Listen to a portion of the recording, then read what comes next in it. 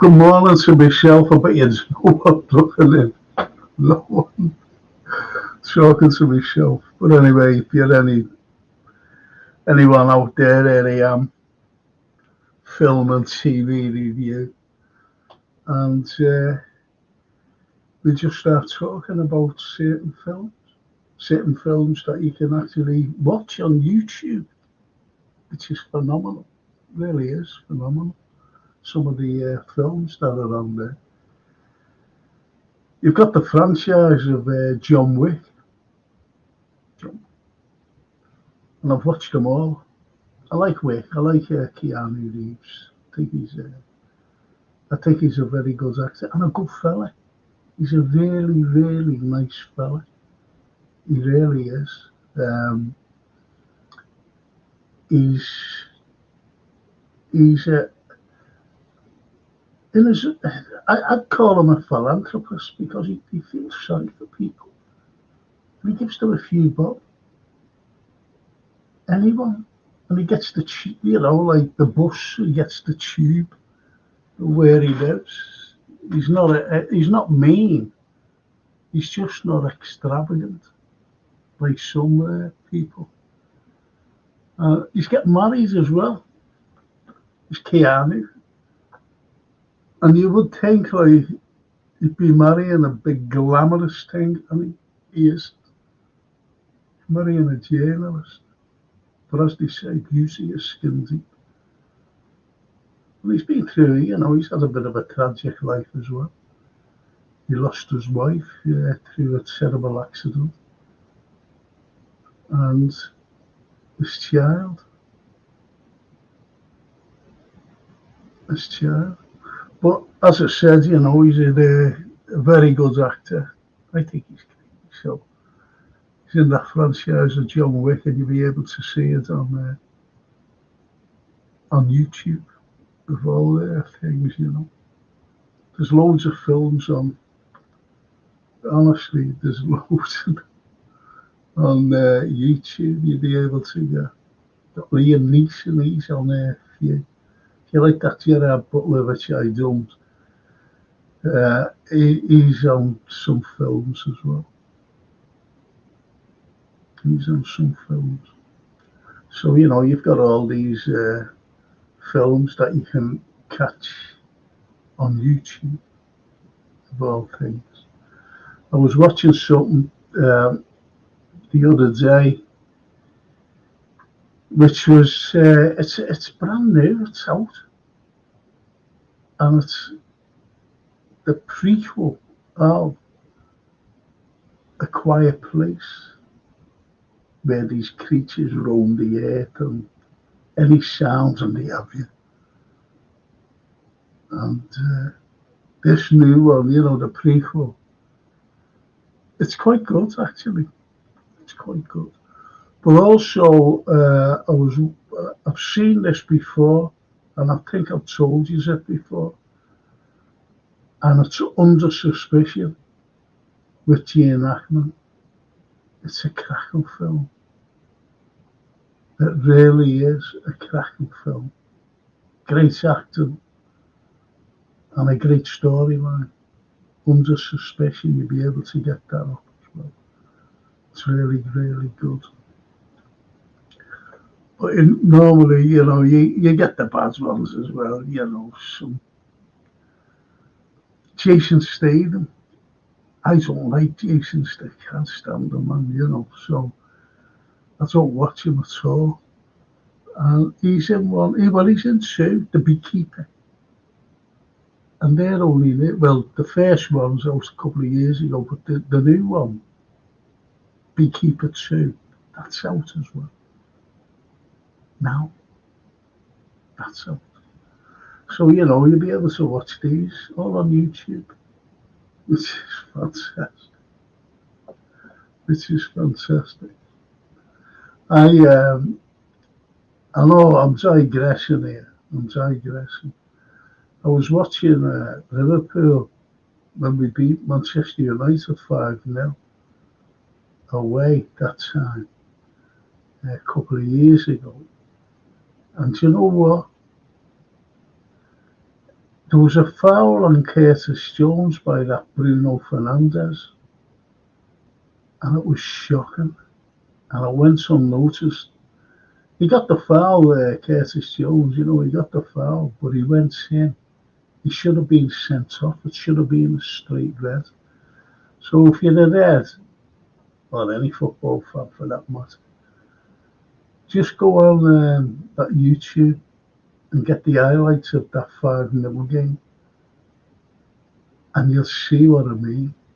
And it's right after the second half, like kick off of the second half, right after that, and he does an half catching, and it's a shocking foul. And I'm talking about leg breaking, just above the ankle, 6 studs showed. Horrible. Should have been sent off. Straight red. Straight red. And the Fred fella, he should have been sent off as well, but a kick in the head to Katie. They were just kicking lumps out of us that day.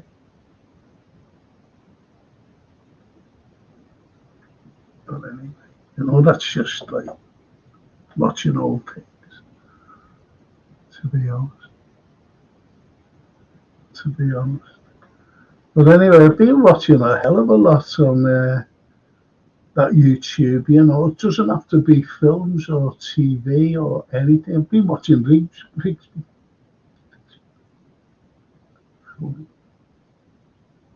The TV, Penny Hill.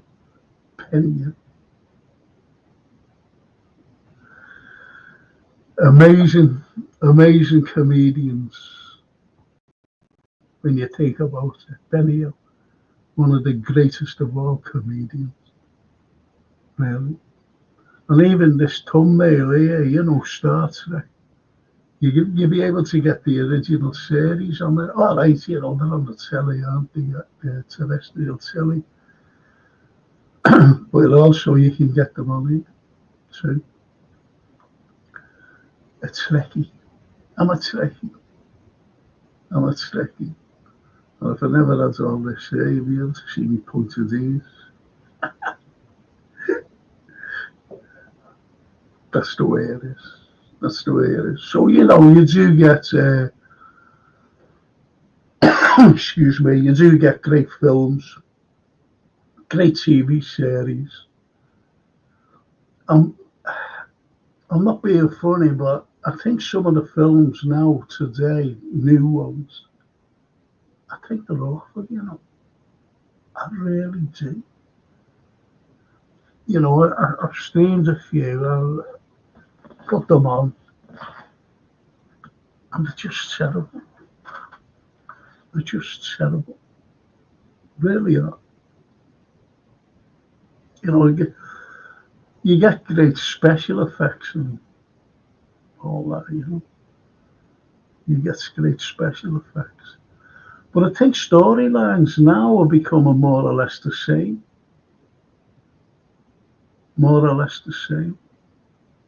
If you know what I mean. You get the likes of, let's take for example, like these space ones. There's no difference. I'll tell you what you can get on thinking about space. On YouTube, Avatar. Oh, that's a clever film. Avatar.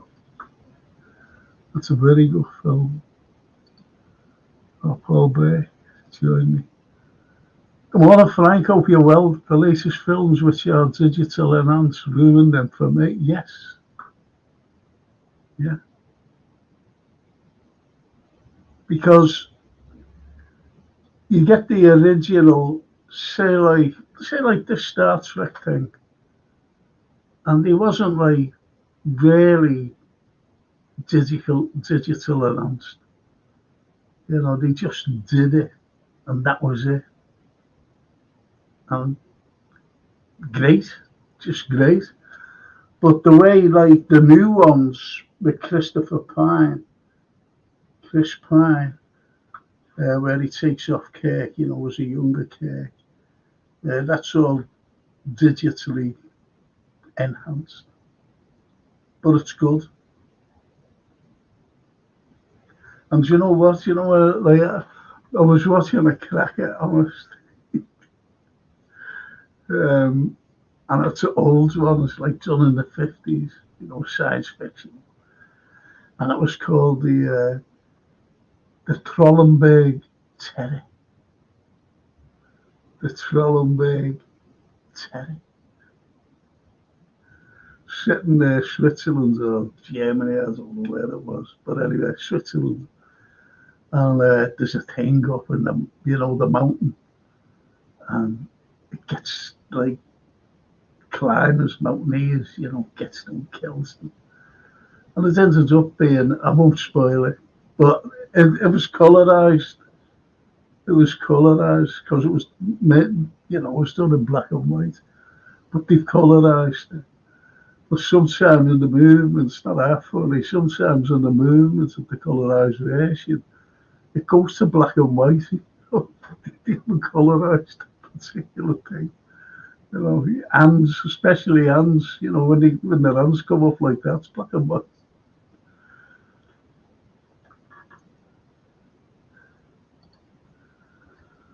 And Yusuf, congratulating 700 subscribers, Frank. Oh, thank you, Yusuf. I didn't know that I've reached the 700. I know that we were a couple short. I know that, but that's great. That's great. 700, 700 looking in like. But I do my best, you know what I mean? Especially football, especially football, because when we do football, we're not one of those channels where like we throw out these rumours about bringing players in or whatever. And the only thing that we do talk about is if players, the likes of, say, like Chiesa, for example, when we knew that we were getting them, we knew that we were getting them. That's what we spoke about. Because after the fiasco of Shumani, shall we say, and Bellingham, Casino, Lavia, you just give up. You know that it's a load of spin. Well, I knew that anyway. But that's the way it is. That's the way it is with our club, unfortunately.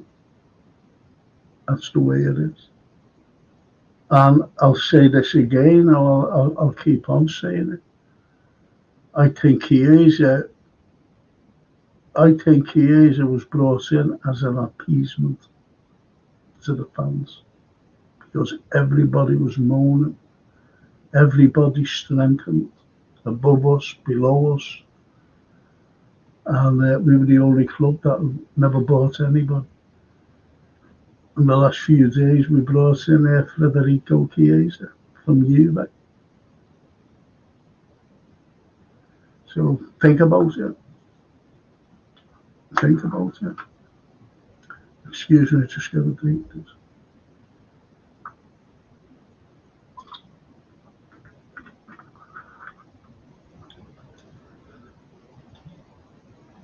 Yes, so it's one of those things about appeasing people. It's like films. They bring out films, to appease people. And that's what it's all about. I was watching something again. It was I put terrestrial telly on last night. It was late last night. That channel 81, 81, 82, whatever it is. And they had Millions Like Us, and it was a propaganda film, black and white, made during the war. And mainly it was about girls, working in a munitions factory or whatever they were working in. And, those type films are brilliant because it shows you, it shows you how people were living during wartime. And I mean wartime, proper wartime, proper bombs falling all over the country. Well, not all over the country. The main ports, the likes of Liverpool, most bomb city outside London. And it shows you how, people were coping and working as well. But if you go back to the First World War, where women were, shall we say, emancipated for the first time. And what I mean by emancipation, women, they couldn't hold property. Did you know that? They couldn't hold it, they couldn't own it. Never mind hold it. And so if they married, it just went right to the husband. That's why, you get a literature writer by the name, very famous, Jane Austen. Now, Jane Austen never ever married because what she had was a gun to her husband. Excuse me. And you had the likes of a 19th century philosopher, John Stuart Mill, and he wanted the emancipation of women.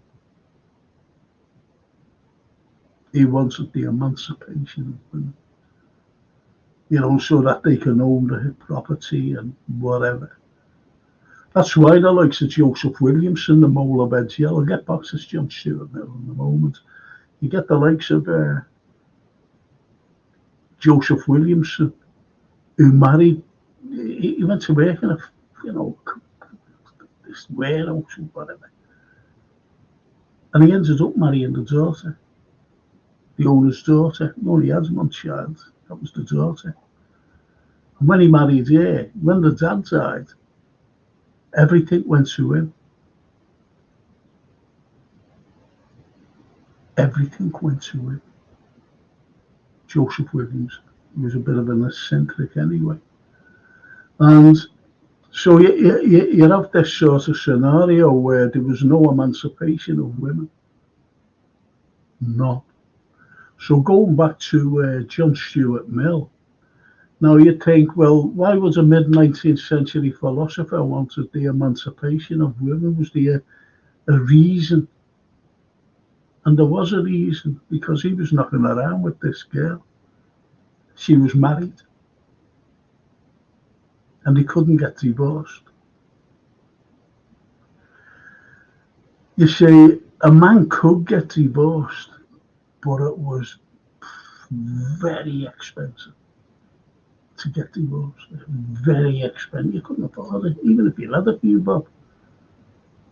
That's why Dickens never ever divorced. Charles Dickens. But anyway, as I said, John Stuart Mill, if, they would have got divorced, put it that way, like this woman he was seeing, and she would have ended up with nothing. Albeit she was like a wealthy woman, but everything when she married went to her husband. So there's always a reason behind things. Always a reason. And talking about women, one of the greatest women was Mary Wollstonecraft.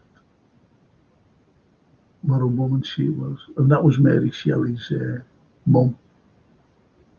She died giving birth to Mary Shelley. Just God. But she was an unbelievable woman. She took no messing of anybody.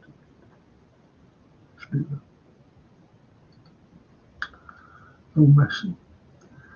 Derek Saraf. Yeah. My mum worked in Kirby in the admin. She had to walk home from one time. Hang on, she had to walk home from one time in the dark. She lived in Old Swan. Wow. She walked from Kirby to Old Swan in the dark. That is some distance. That is some distance, that Derek. Good grief.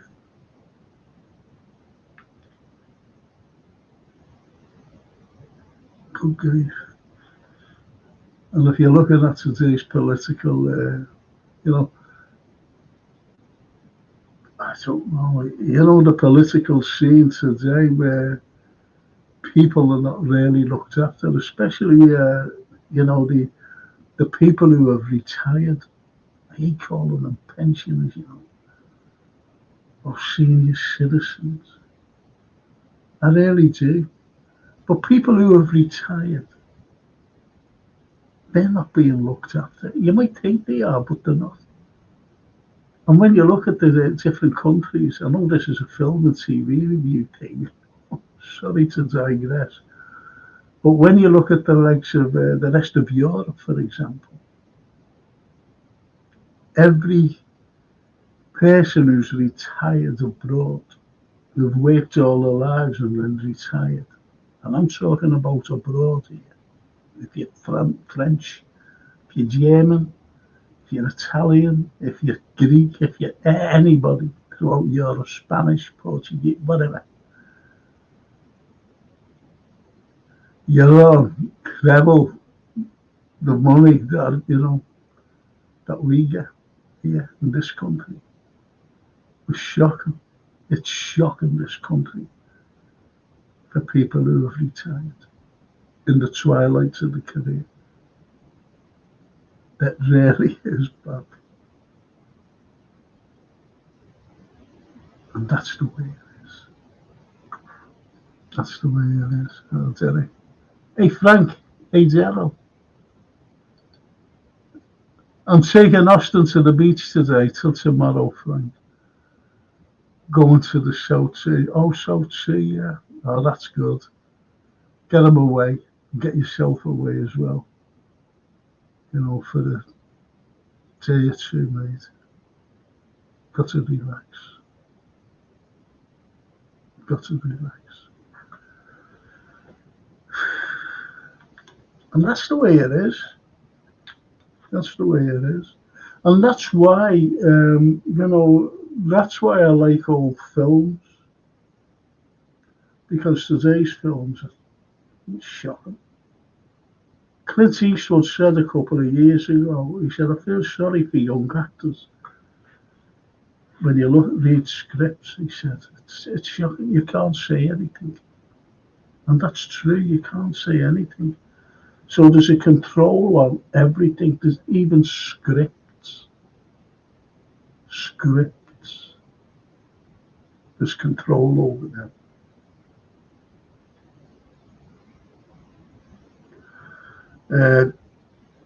Is it woke?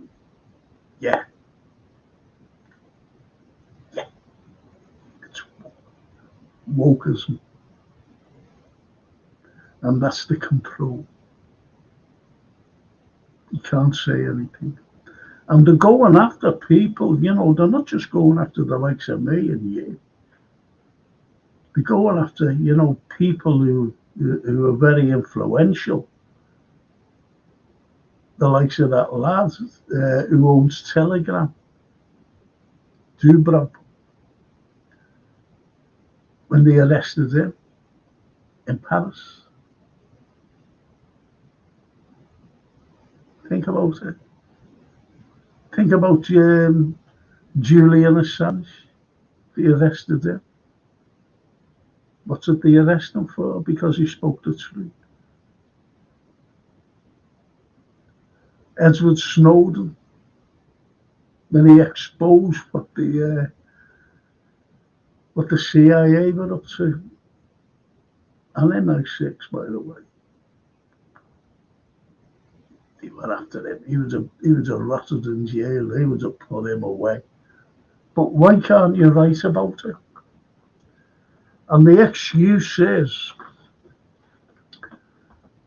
you're giving away official secrets. How are you giving away official secrets and saying about this is what the CIA did? How are you giving away secret things? Classified. You've only got to look at some fella by the name of Scott Ritter. He was just telling the truth, what was happening in Ukraine. That's all he was telling the truth about. How it happened. Why Russia went into Ukraine. And he just spread it out.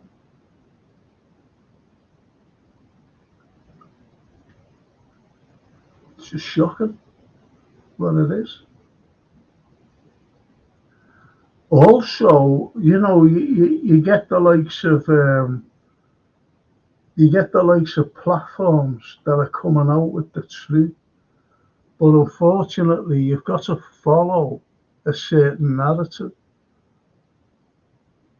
which is you can't say like remember there was only two channels when we were growing up, two channels. ITV and BBC. Now this is my analogy.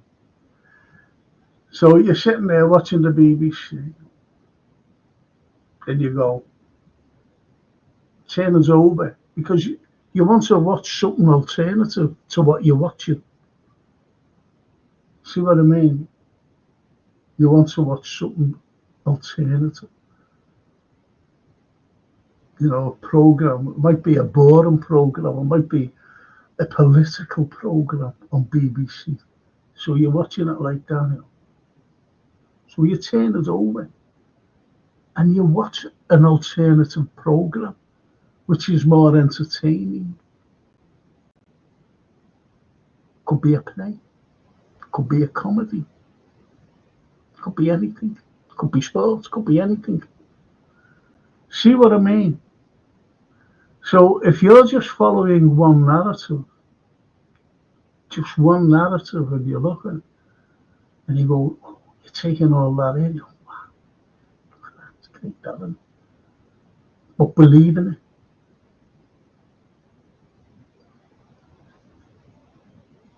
But I watch the alternative. I watch how to balance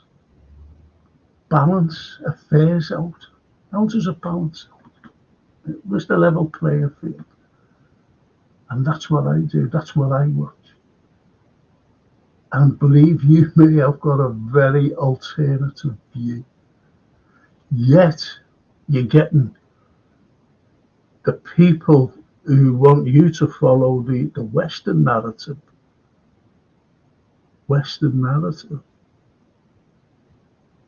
And these people who are giving you, well, this is their view. They're locking them up.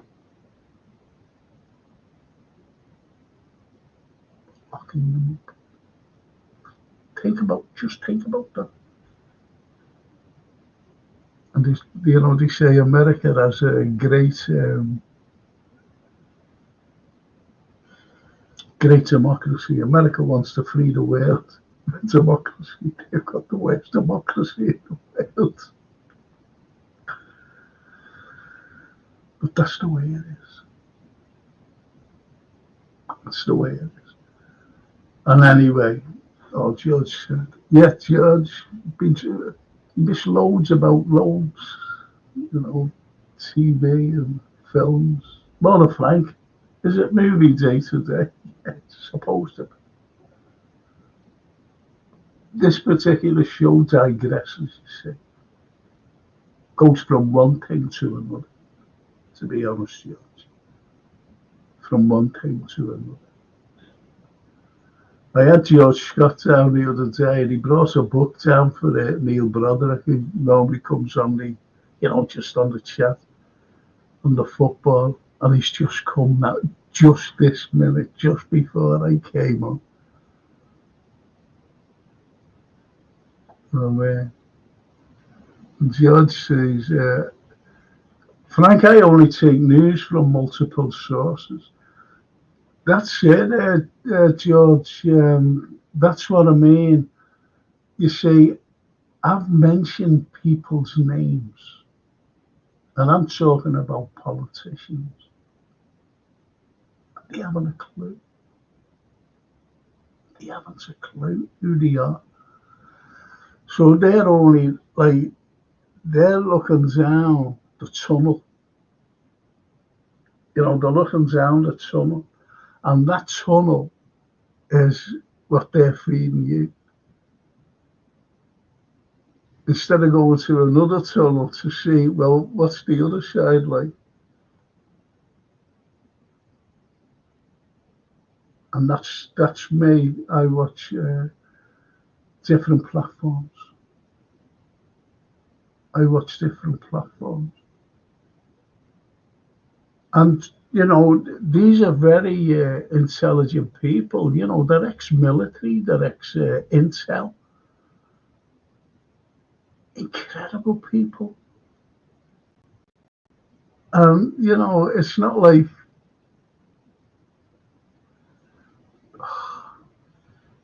you go on and on and on. And it's not like that. Shouldn't be like that.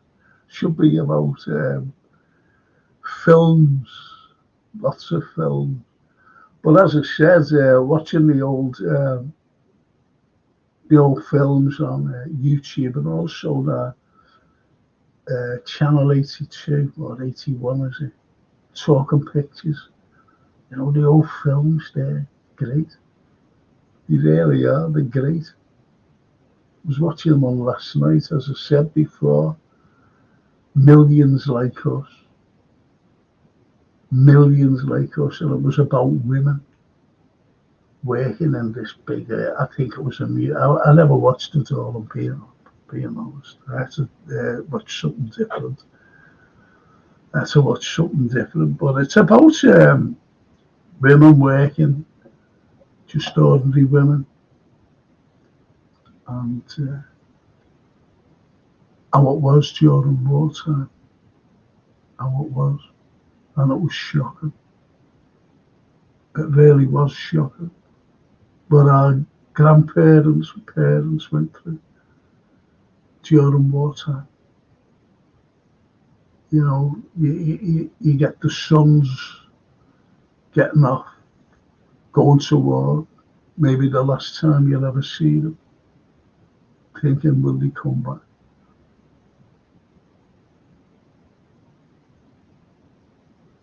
That's the way it is. That's what wars are like. That's what it's all about. I hate wars. Hate them. Needless death. But you're never going on today. You're never going on today. And don't forget, everything is written by the victors. Do you ever remember a film called On the Western Front? Was it the Western Front? But it was the German version, and that was brilliant. It gave you the alternative, from, about the First World War, from like the British, how it was. And it was the German version, which was brilliant, absolutely brilliant. And there's another film about the Germans called Das Boot. Das Boot. About the Unterseeboote, the submarine. First class.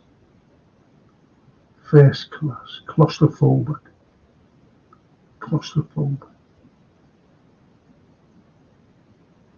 If you want a good political film, get a look at that Robert Beatty's The Parallax View. Very political. It's good.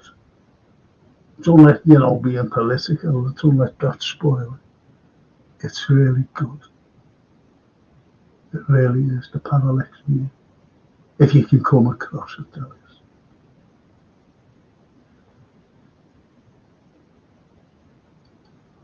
George says, I have been a film fan since my dad took me to see Butch Cassidy and the Sundance Kid.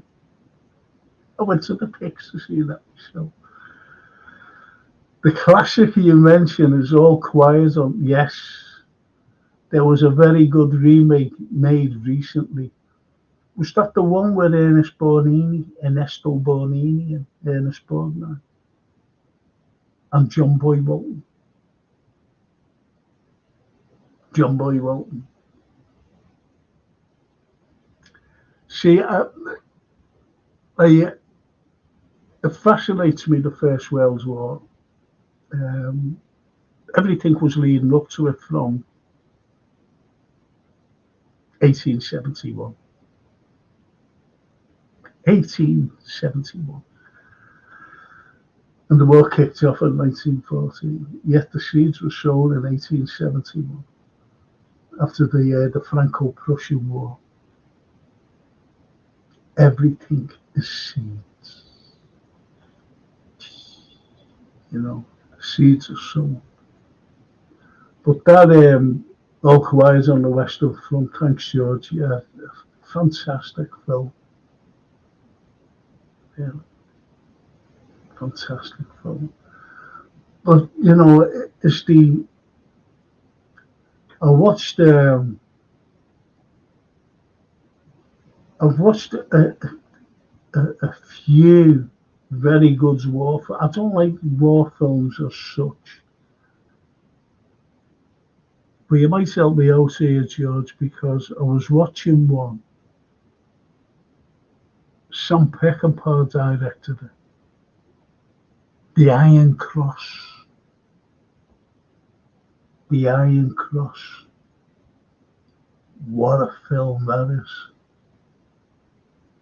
What a film. You can get that. It's really good. Now, I don't like Michael Caine because he pisses me off. You know, but he has made two good films. Well worth a watch. Zulu. Get that on YouTube. Zulu. Zulu.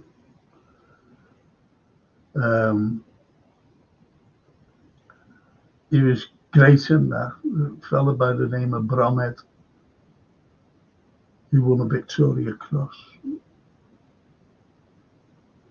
That York bit. Victoria Cross. Soldiers there. 10 others. So that's what you had. Michael Caine. And the other one was The Eagle Has Landed. Cracking film. The Eagle Has Landed.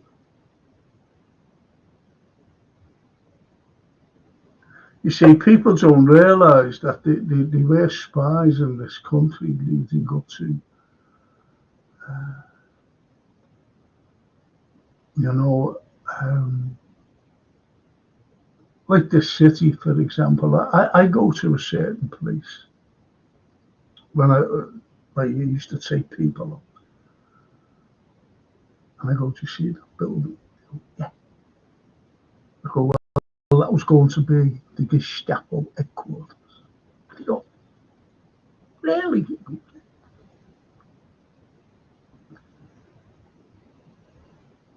But there was no Germans there. You know, loads of Germans were there, loads of spies. Bit columnists, as they say.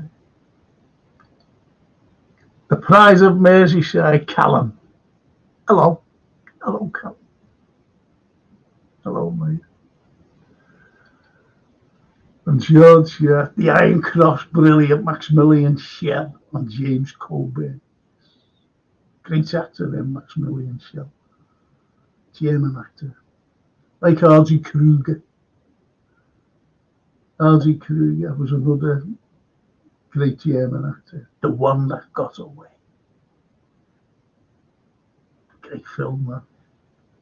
The One That Got Away. So, you can have good war films.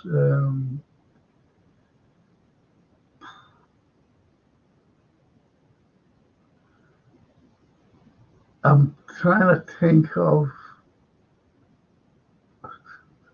A Bridge Too Far.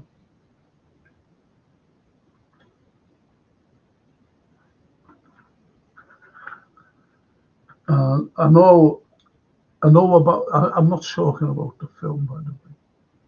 I know about the bridge being too far. But when you look at the historical overture of it, it was the Americans that scuppered it.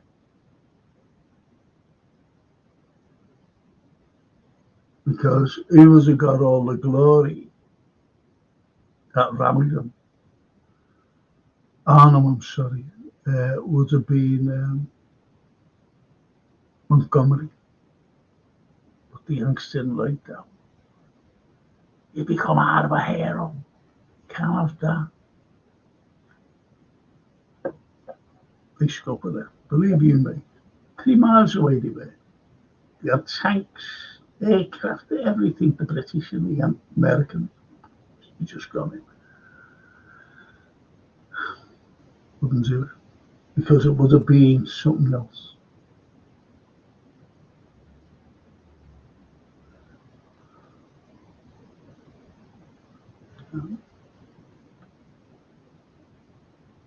I'll give you a history lesson. And you go, wow, didn't know that.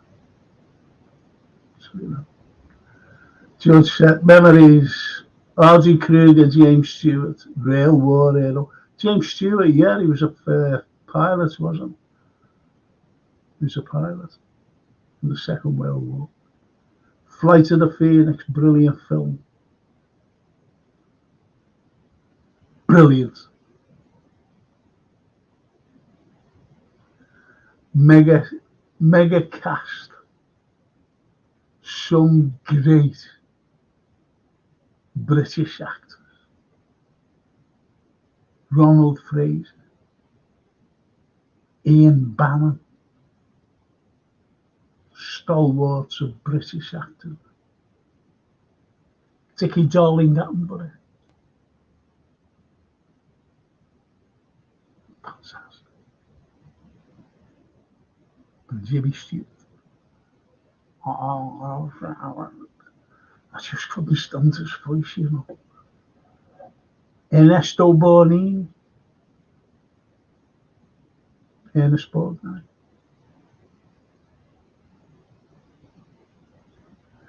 And I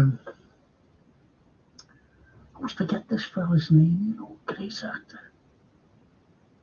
He was Australian, actually.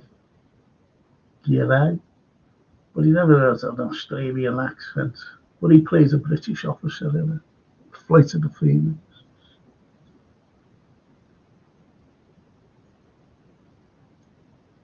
Good actor. But he was in it as well. But that was so filmed that it was a survival film, wasn't it? Really, I like survival films. You get that Daniel Radcliffe. He was in a survival film. I forget what it's called. Modern day one, It's brilliant. Absolutely brilliant. Daniel Radcliffe, and you wouldn't think that, would you? Harry Potter was a cracking film in the jungle. I think it was just called The Jungle. It was just called The Jungle. But it was really good. But honestly, I'd love you to watch a film called, and it's on YouTube, it's called 65. I'd love you so much that. And tell me what you think.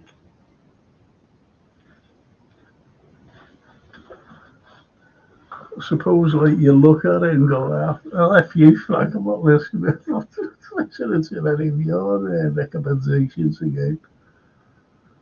But I think it's great. There's not loads in the cast, you know.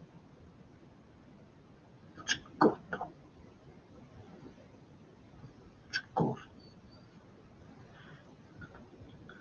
But that's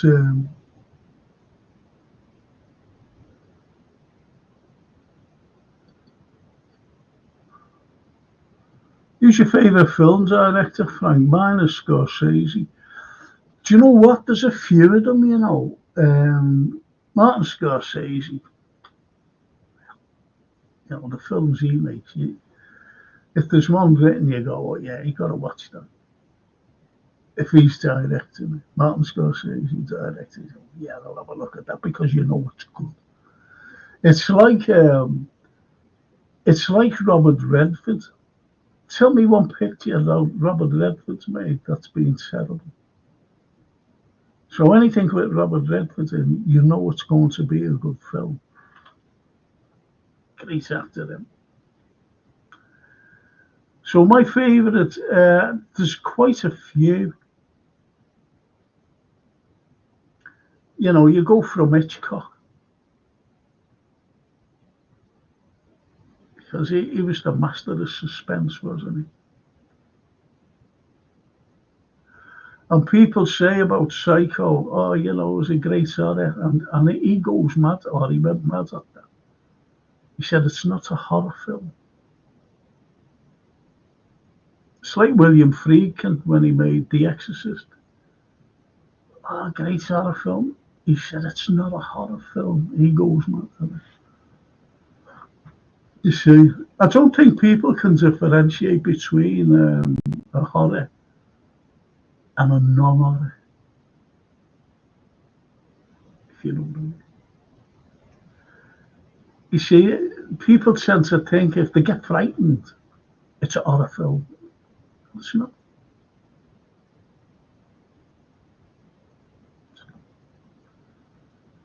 That's the way it is. Sam Peckinpah. I went to see one of my favourite films is The Wild Bunch, and I went to see that, and you know, never went with a girl or anything. I just went on my own. I used to go to pictures on my own. The only time I ever went to pictures to see, I think I stopped going when this girl went out. I want to go and see West Side Story musical. I think she's still sitting there. I said, I'm going for the nice cream. Do you want a little tub? And she said, oh, yeah. Oh, it's okay.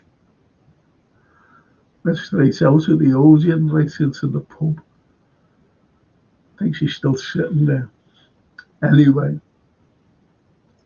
that's by the by. So, you know, I used to go to, and Sam Peckinpah, and the Wild Bunch the first time. What got me? What got me? See a fella, like a soldier fella, sitting on a horse, and he goes like that with his rifle. And then he gets hit by a bullet, and you see him jerking, and you see that, you know, it coming out the back, the blood. And I was in slow motion. It was frightening. That was frightening, that. Because Sam was telling you that a bullet hits you, the speed of a bullet when it comes through.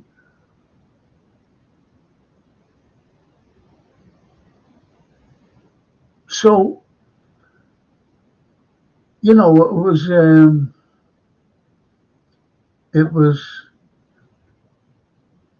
Peckinpah for me, brilliant.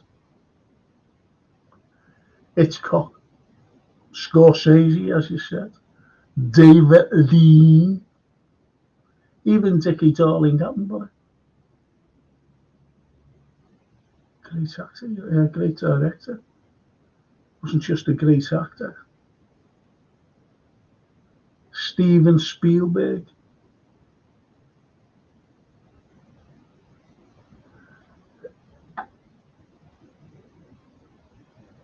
the New Zealand director. God, I wish he did, the trilogy of Lord of the Rings.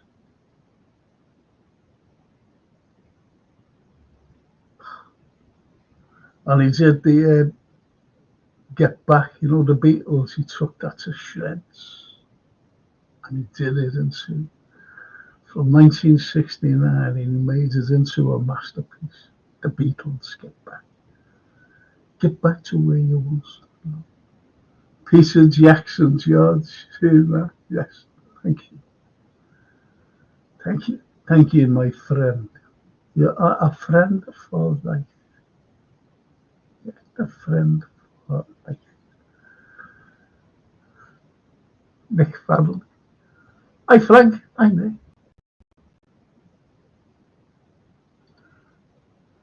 Redford directed Ordinary People 1980. To be kind, I thought it was dreadful. I haven't seen it, so I can't.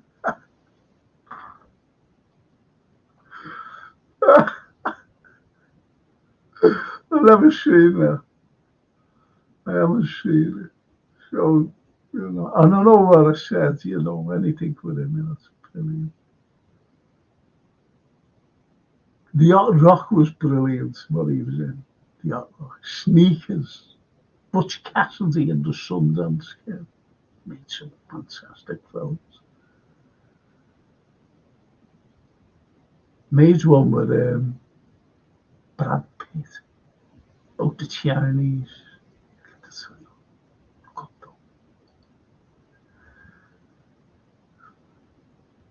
Ah, Ron Yates has died, eh?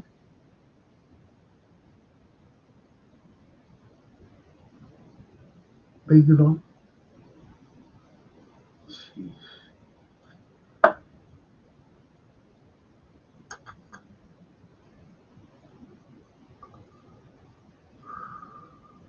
Sorry about that, Colin.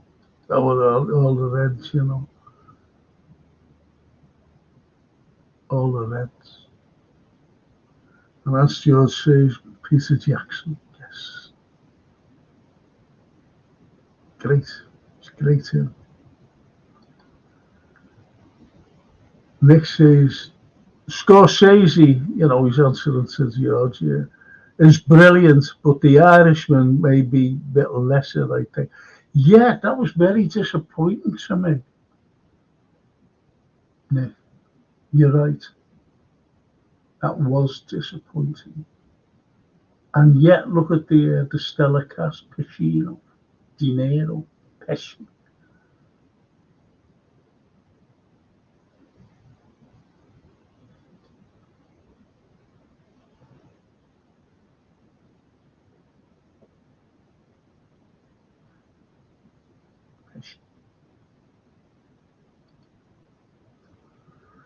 And George says, I live for movies. Frank was brought up to Godfather in the cinema aged 8.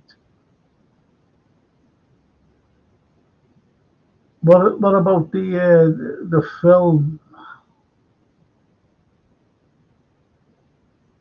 I used to know this fella's name. French actor. He was in some Italian film called,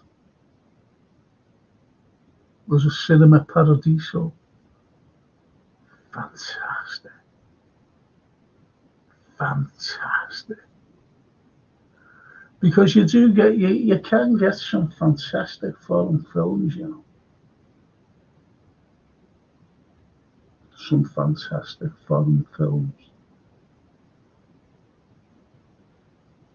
Believe you me.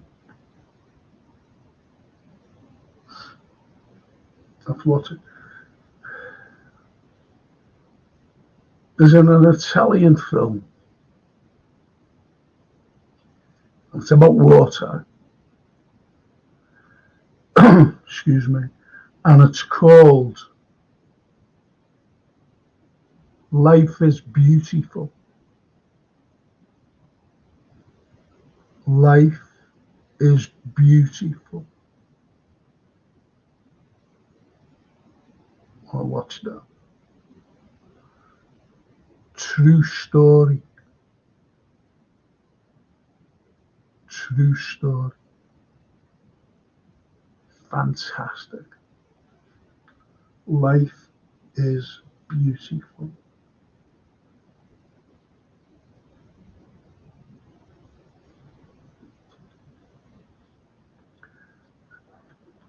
See, you know what I said before about it? I love survival films. I love survival films. And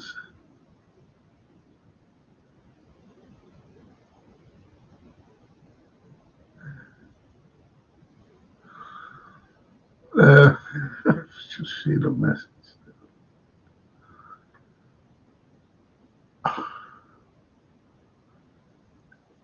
I've lost my train of thought with that message. I like survival films. I think they're great. The likes of the Flight of the Phoenix, by the way,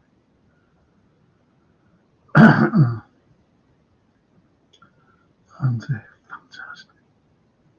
Just like I'm trying to think of one. It's a survival.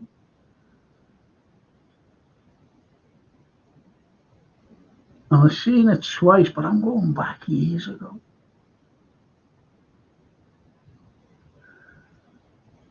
And it's about I think it was a plane crash in the Kalahari Desert. Stuart Whitman was in it, American actor Stuart Whitman.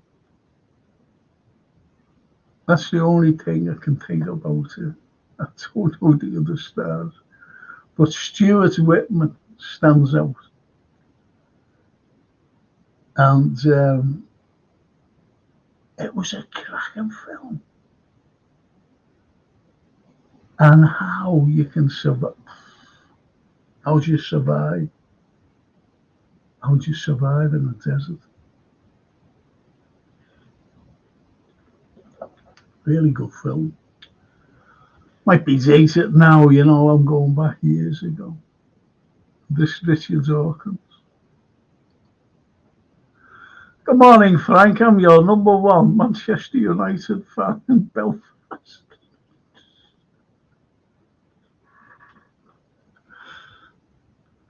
I lost my train of thought when I said that.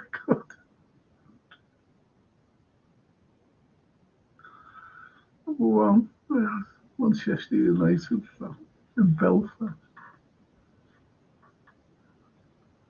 Oh, you're a Belfast lad.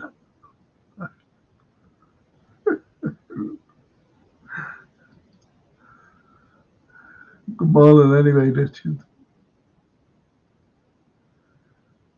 Paradise was superb. I think it was an Italian director, Tornatore. No, Tornatore. Tornatore.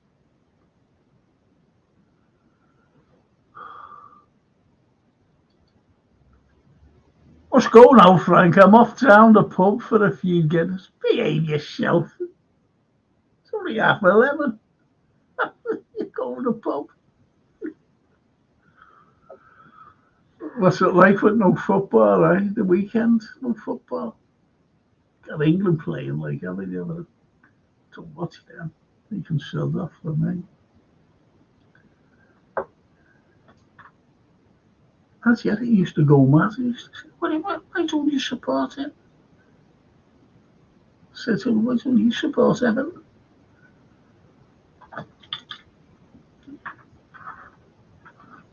Azzurri. Forza Azzurri.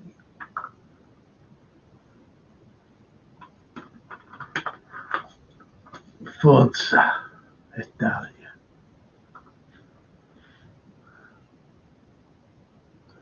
Nick Fadley. Denzel in Training Day or Equalizer. Edward Woodward. The Equalizer. Not Denzel Washington.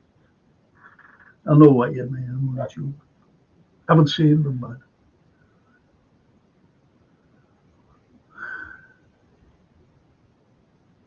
Ukraine. And does Denzel ever play a villain?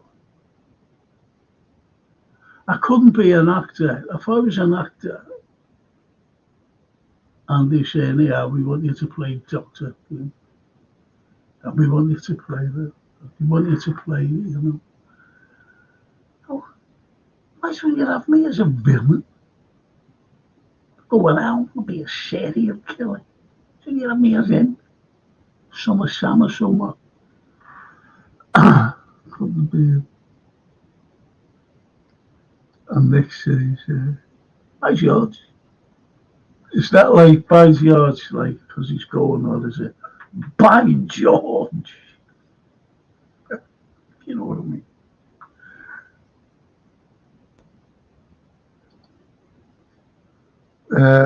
Well, one of my favourite films, says Richard Hawkins, is the 1940 brilliant. George said before, Richard, who's your favourite, director? I don't have one favourite director, and obviously Hitchcock came up there. The master of suspense and life. But I think that's one of his first films, actually. British, I think it's before he went over to the States. Could be wrong. Could be wrong. Richard Hawkins. Edward Woodward was Frank Carlyle. Yeah, he was. Edward Woodward. Could you imagine the teacher in school? And he was a little nipper going to school, and he or she reading out the register. Edward Woodward. Edward Woodward.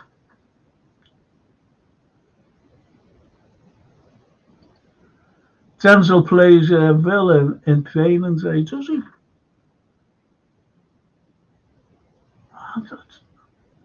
Didn't he play a gangster in there? I'll tell you what he was good in. It was a paranormal one. I forget the bloody name of it now. Where people were just like changing. I forget the name of it.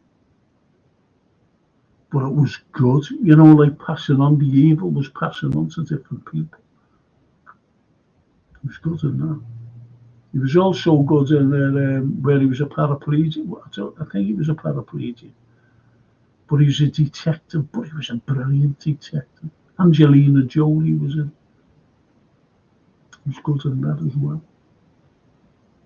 Denzel Wash.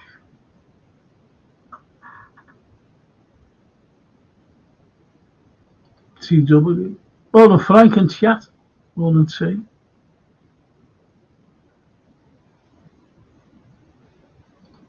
And Richard says, yes, it was one of his first. TW is Nick Feldy. IT.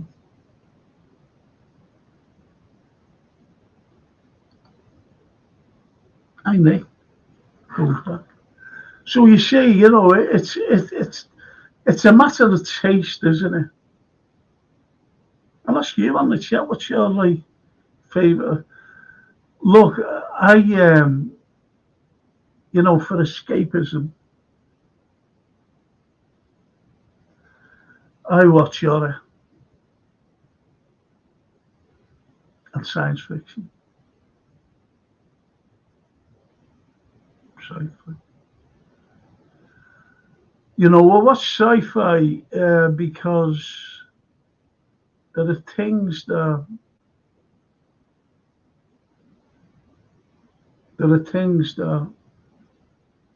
I've seen. I was very skeptical. Always, I was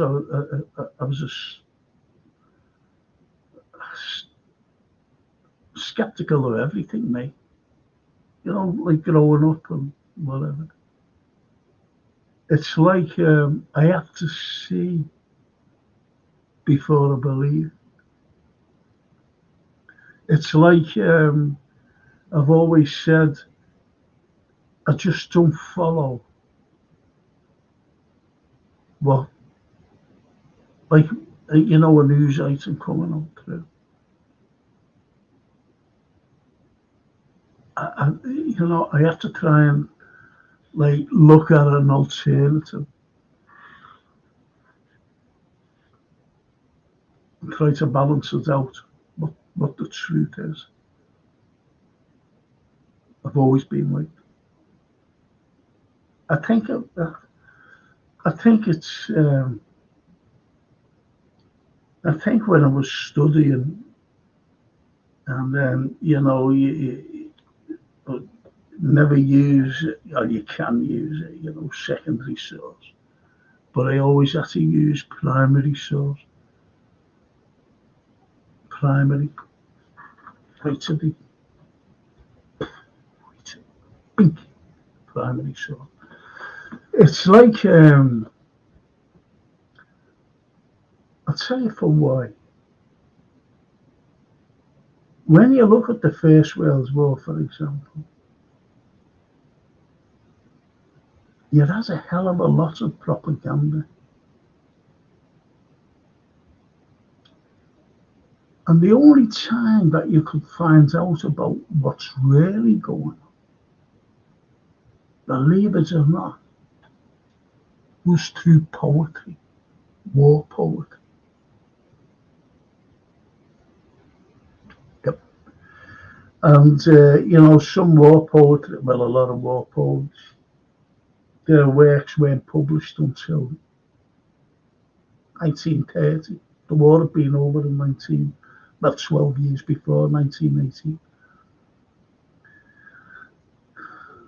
And they weren't published until then. So you, you can't really say, as I said, everything is written by the victors. I used to have a book, that thick, that thick, and it was written by a Swiss general about the First World War.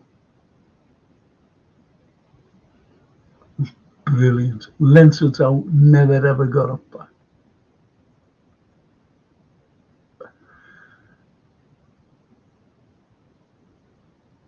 It was that thick, as I said. And it gave you the Allied side and the German side. And how ordinary young fellas, and I'm talking about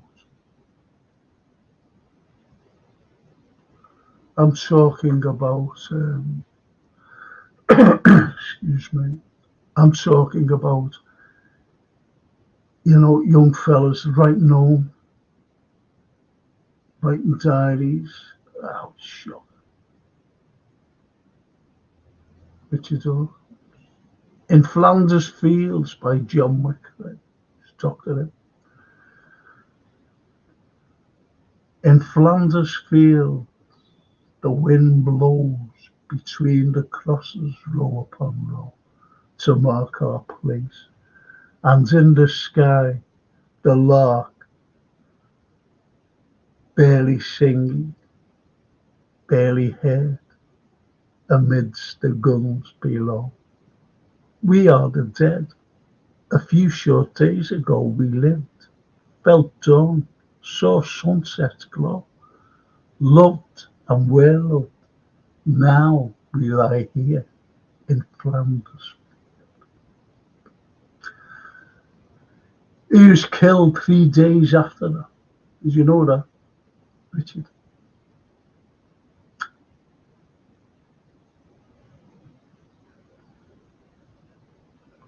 And in the sky the lark bravely sings, scarcely heard amidst the guns below.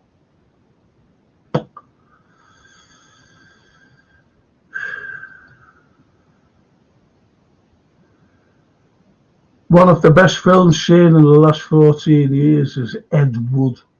Some of his films were crazy, like Day of the Killer Tomatoes and Plant 9 from Outer Space. This is very much about Bela Lugosi.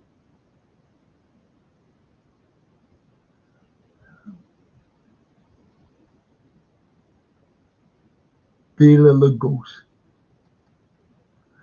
He's made, I forget what film he was, but he was he was one of them vampire, And he died during the making, and he got this standard. Got a standard.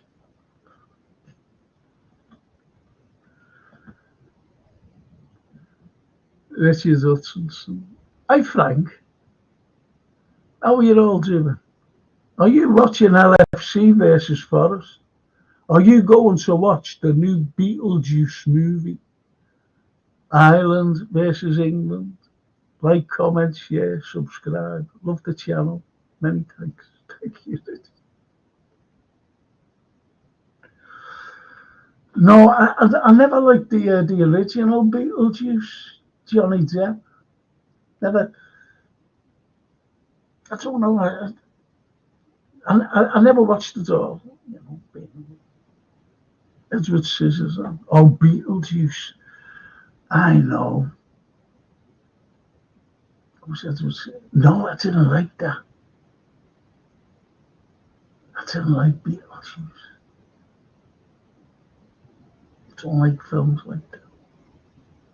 Sorry, Richard. Richard Dawkins. Very nice, Frank. Did not know that. Yeah, he died 3 days after that. The Pope, didn't it? It's like another fellow where, so you were David's father and he was your only son, and the new cut pizza rotting and the workers left undone. And oh,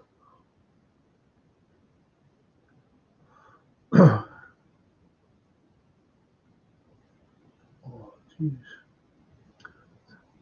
I've got this bloody heartburn, Anyway,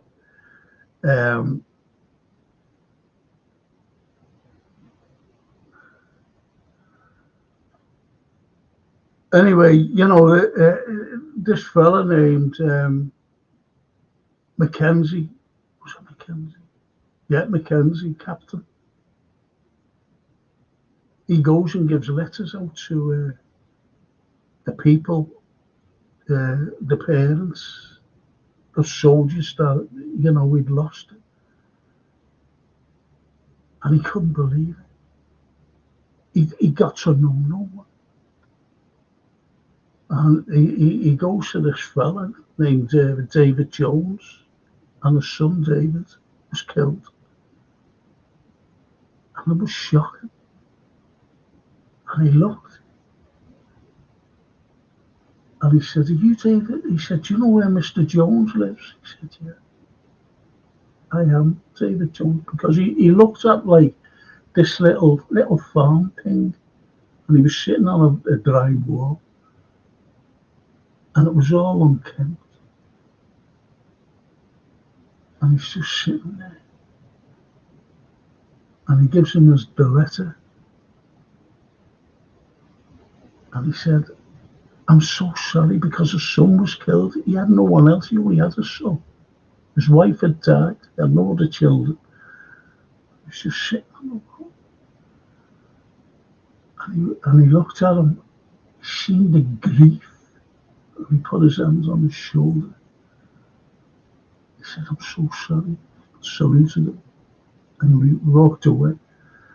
And as he walked away, and he got like a short distance, turned back to look at him for the last time. And he had the letter. And he opened the letter and he was crying in the letter. And that's why he wrote a poem. So you were David's father, and he was your only son. And the new cut pizza rotting, and the workers left undone. Because of an old man weeping, just an old man in pain. For David, his son David, that will not come home again.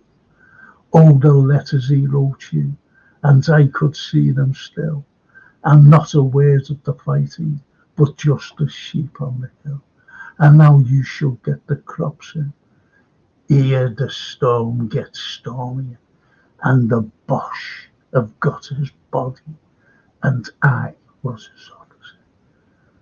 You were only David's father, but I had 50 sons, when we went up in the evening under the arch of the guns. And when we came back at twilight, oh God, I heard them call to me for help and pity that could not help at all. Oh, never will I forget you, my men that trusted me, more my sons than your fathers, for they could only see the little helpless babies and the young men in their pride. They could not see you dying and hold you while you died. Happy and young and gallant, they saw their firstborn go, but not the strong limbs broken and the beautiful men brought low. The piteous writhing bodies, they screamed, don't leave me, sir. They were only your fathers, but I was your officer. And he died 3 weeks after that poem. He had written that poem.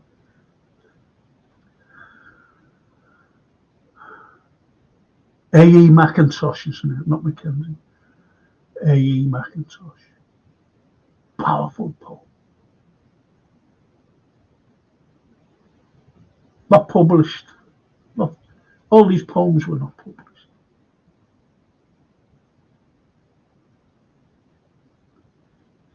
Until 12 years later.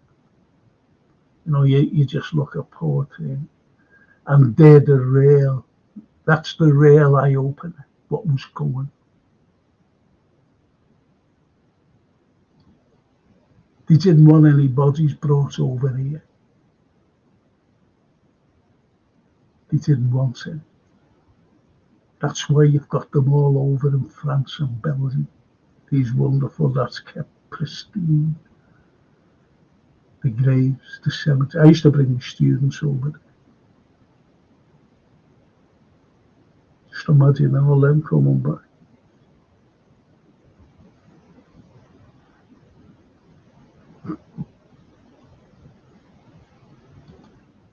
Oh, this is talking there before. It was Dracula, was it, when he died? Yeah.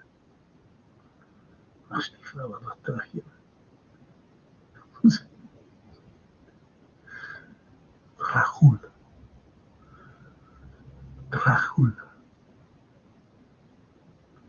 This is all.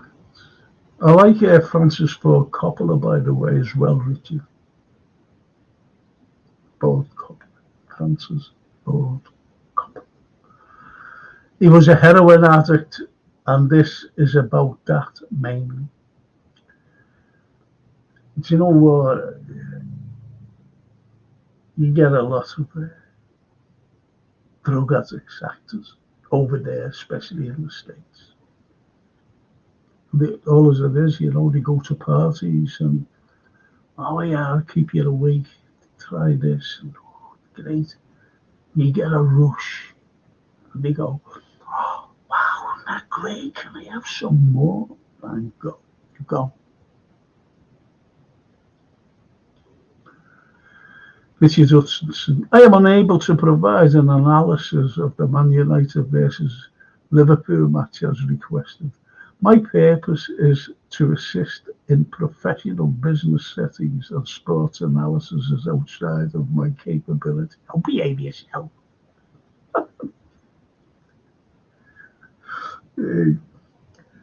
I've watched it, you know, I was watching a Manchester vlog. You should have, am I going to beat? I got to beat these. We've got to beat these. We've got to humiliate these.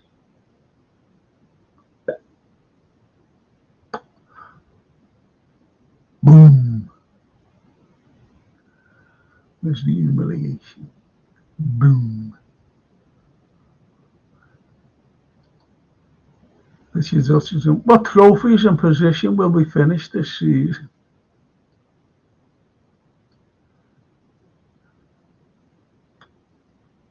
I don't know. I think we'll have to take care. I'm not getting ahead of myself. We've had 3 great wins, no goals conceded. Wait till around Christmas time. I hope it's like after the Brentford game. We played Ipswich after the Brentford game. We were going, this will be the big test on at the weekend, Sunday against United. That'll test us. Let me just stop them. Could have been more. Could have been 6. Problem is,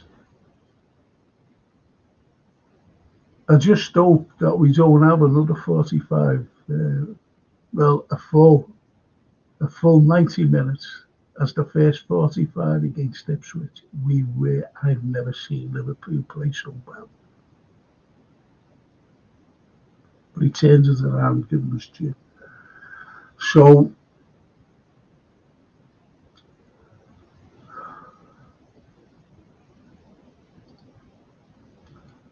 what players will we need to buy?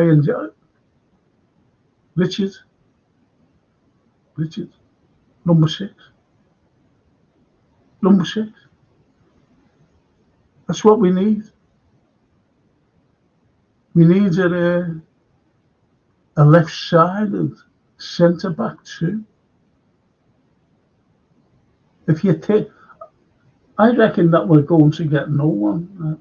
That's just my opinion, because I know that the likes of Maul, Trent, and the Verge will be given contracts, and they'll go new sign. They're like 3 new signings. That's a normal spin. Nah, not for me. That isn't. Nah, I'm sorry, but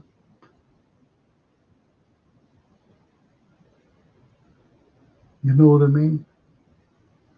So we need a number 6. That's a priority. You've got Gravenberch made up for the lad. Made up for him. But is he going to keep that form?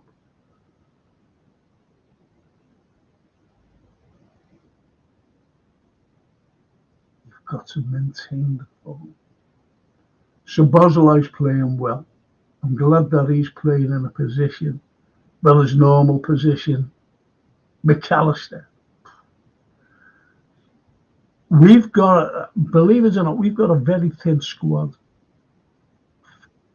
And we have to strengthen our first team. We're all right with forwards. Because you can always bring on Darwin, you can always bring on Cody Gakpo. But it's the defence. It's the midfield. Get injuries. I don't want more injuries in our defence. Remember when we had Kabak and Nat Phillips playing this? And remember even when we had to put Fabinho and Jordan Henderson as the 2 centre backs. Remember that? And this is why, we were discussing, we weren't moaning, we were discussing, but it came out like moaning about, the investment. And we never got any at all. None. And I'm talking about when we had the injuries, the centre backs. No. Brought in a loanee, Kabak. And we played, I'm not against Nat Phillips, but we played him since there. And we had to revert, destroy our you know, midfield with Jordan Henderson and Fabinho playing centre back.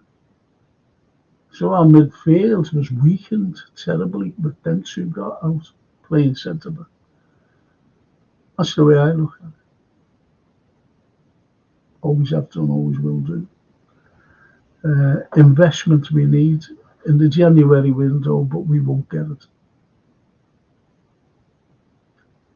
And I'm always thinking about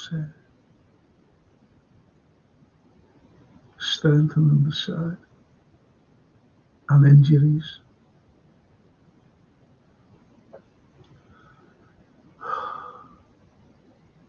So that's my answer to that, Richard. And Richard Hawkins answers them as well.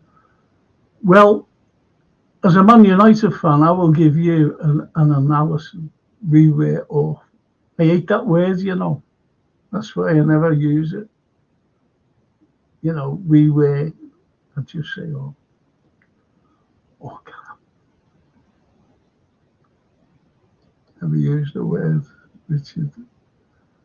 And he goes on to say, oh my God, the only people who win from war are those who profit. Absolutely. Richard, today. Everybody's profiting. I'll just say this, I'm not going on about it. Ukraine is the biggest washing machine for laundering money that's ever been made. The biggest washing machine.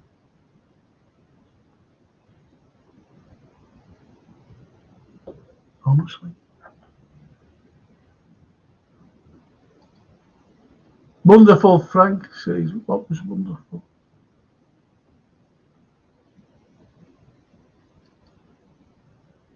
Good director. Who's that?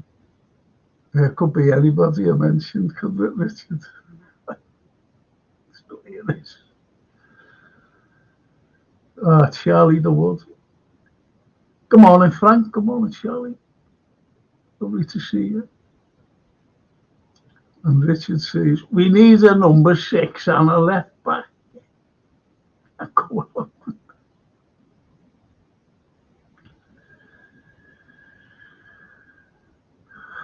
Oh, Kenny from Heaven. What a great name that is. Rip Ron Yates, yeah, someone put it up before. Big Rob. As a kid. Me. When I seen Ron Yates go like that. Lifting the FA Cup for the first time. Do you know what? It's strange, you know. I've been to Wembley a few times, you know. And that was the first time I've ever seen lifted the FA Cup because we'd never won it. I think, you know, great memory. But I can only think about it in black and white.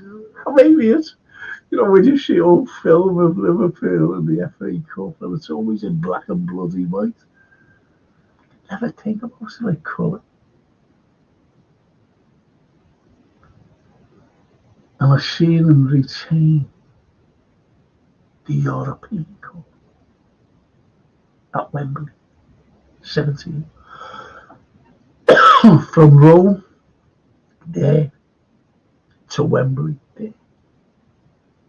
Our first European Cup. And to retain it, the only British side at the time. Get it. Get it.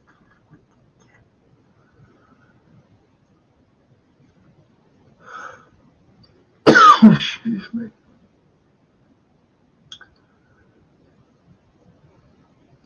Sorry, Frank, no offence meant. Oh, no. I just don't use that word. I've never used that. Just never used the word, Richard, honestly.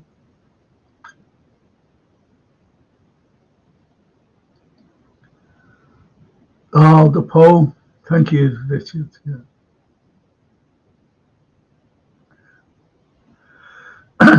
First two lines of any poem, and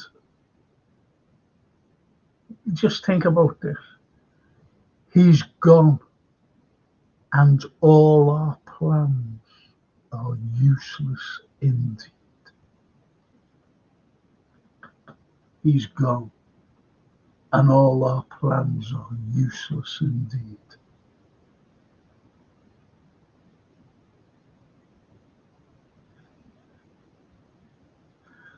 I remember being at university and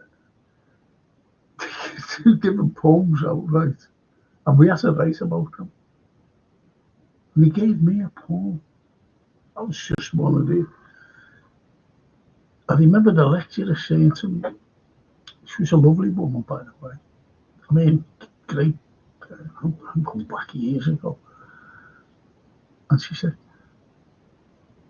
when we opened them, and I read, and she must have seen my face. Because I was there. So, and she came right over to me. She went, can I have a look what you got? I showed her. And she said, I'm so sorry. I said, what? That's a write a 3,000 word letter, essay on this dissertation, I think it was. She went, yes. And I went, okay. A loft. In a loft sits Croft, ears soft.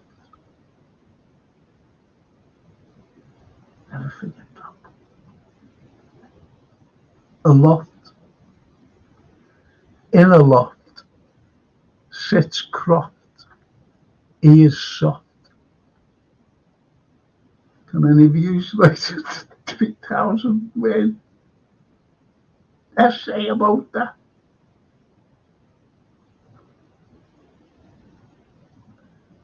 And I'll tell you what I wrote it about, and you might go.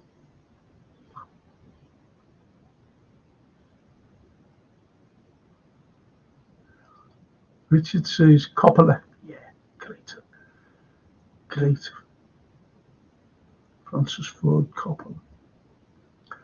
Yeah, like the first time I seen Bill Foulkes and Nobby, I was only 8 years old, says Richard Dawkins. Nobby Styles. Bill Foulkes, big centre half, Bill Foulkes wasn't. But Nobby Styles, I was saying the other week, Richard, on my football pod, I said, you had hard men. And Nobby Styles was one of them. Norman Hunter, Billy Bremner, a few others as well. Dave Mackay, Tommy Smith. They were hard men. Stuck in. They were hard, but they weren't dirty. Not like today. Not like today. I said before, I was watching the 5-0 game, only the highlights. And Curtis Jones, right after half time, Curtis Jones has got the ball. He's on the right wing. He's running. He takes the ball up and he's running. And Bruno Fernandes comes in. He should have been a straight red. Try and get it up. Get it on YouTube. The highlights of the 5-0 game. And see what I mean. Straight red in. He's horrible in.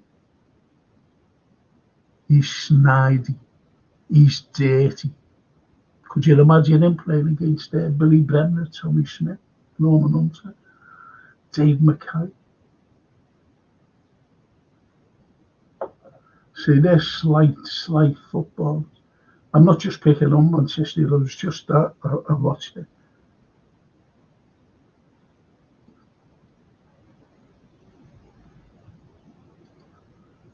Kenny from Evan, Jesus Christ, son, you must be 7 foot tall. Yeah. Jesus. And the funniest thing about the Shanks and Ron Yates, because he had all the press, the journal. Yates was standing there, and they were walking around. Shankly was leading them, and he was walking around him, and he's going, "Look, he's a colossus." And I look at him, the journalist was just following him around. And Ron Yates and he said, "I couldn't do it. I was just standing there, looking at them all walking around, and Shankly coming out. He's a colossus."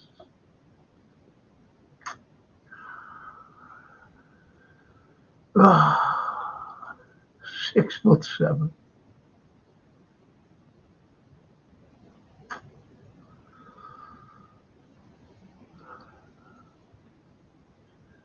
Shank says back near 7 foot for me. Yeah, 7 foot for me.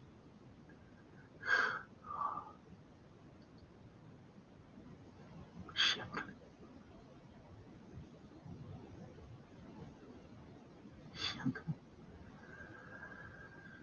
Yeah, he's a great centre half.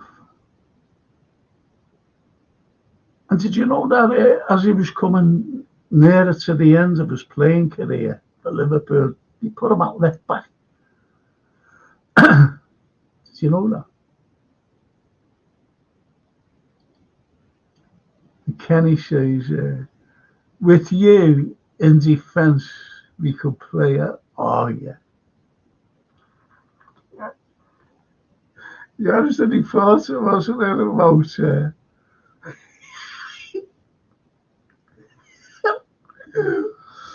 I went him in defence. We can play at the ASCII and goal. You can imagine. And he meant it. He can play. Oh, good to see you laughing, Frank. Oh, yeah, honestly. Just talking about Shankly. Just talking about him. That's what Kenny from Evans. That was mad, honestly. You know, whenever we can play at the ASCII and goal. You can imagine, and he's not even laughing. He comes on all straight.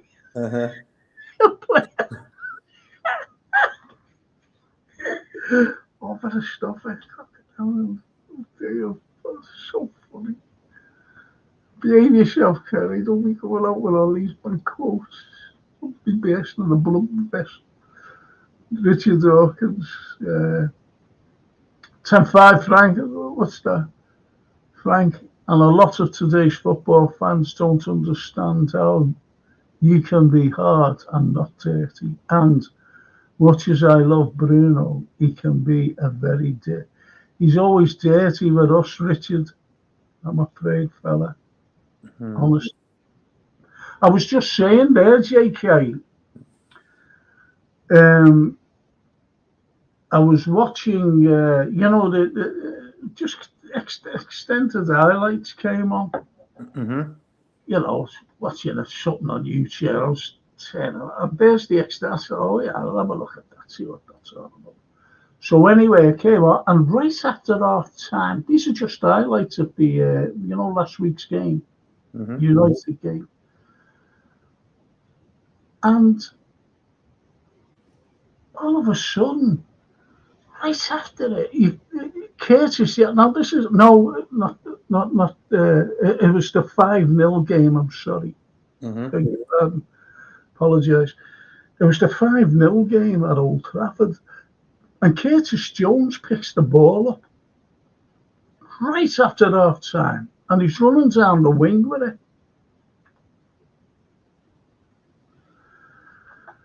And Bruno goes in, but he goes in with his foot high up, stud showing, just above the ankle. Now, just above the ankle, you get it hit there, that breaks your leg. Yeah, man. Breaks your leg. and he didn't have it. And he got booked, but it should have been a straight red. Now VAR, Yeah. it's coming out. Why didn't they fucking look at that? Sorry, go on. Yeah, I remember that. Oh, so you remember it yourself? Yeah. So yeah, for me, even in the game last week, Casemiro's sort of challenge on McAllister, a little bit dirty that was. There was a hint of dirt in there. So for me, they don't even look at them sort of things. It's just like, I also believe that the linesmen rely on the video VAR too much because, come on, the amount of offsides, blatant offsides, they don't put the flag up. Why? Because they're going to wait until a game of, see what happens and develops, and then look at the camera. But imagine the goalkeeper just comes rushing out and clobbers someone, and breaks his leg, whatever it is, and then the linesman picks his flag up. Oh, it was offside anyway. Come on, relying on the machines again. So for me, that is just like, even the commentators take the mickey out of that. They're like, come on. Blatant offside. Why is he going to put his flag up, waiting for it to develop into something? Yeah, I understand the philosophy of that, to do that. But close calls are close calls, then you think, okay, I'll leave it. I won't put my flag up. I'll wait. But the guy's about half a yard offside and he still don't put his flag up. That's just not common sense, right? Well, what about there was an incident where it was near the end, wasn't it? Anyway, there was an incident where Gapco was brought down in the area. Yeah. And like the loose ball went out to what's his name, Darwin, and he just hit it. But the referee said he played, like advantage. If that happens in the penalty area, it's a penalty. There's no advantage. Yeah. There's no advantage played. So we got that wrong today. Yep. And so did VAR. The VAR should go like that. Oh, hang on a minute. Come back. That was in the box. Yeah, it was in the box. It was a penalty. It was a penalty. I think the reason why we didn't make a fuss about it because it wasn't 0-0 or 1-0 to them. Yes. Because we were already 3-0. We thought, it don't matter.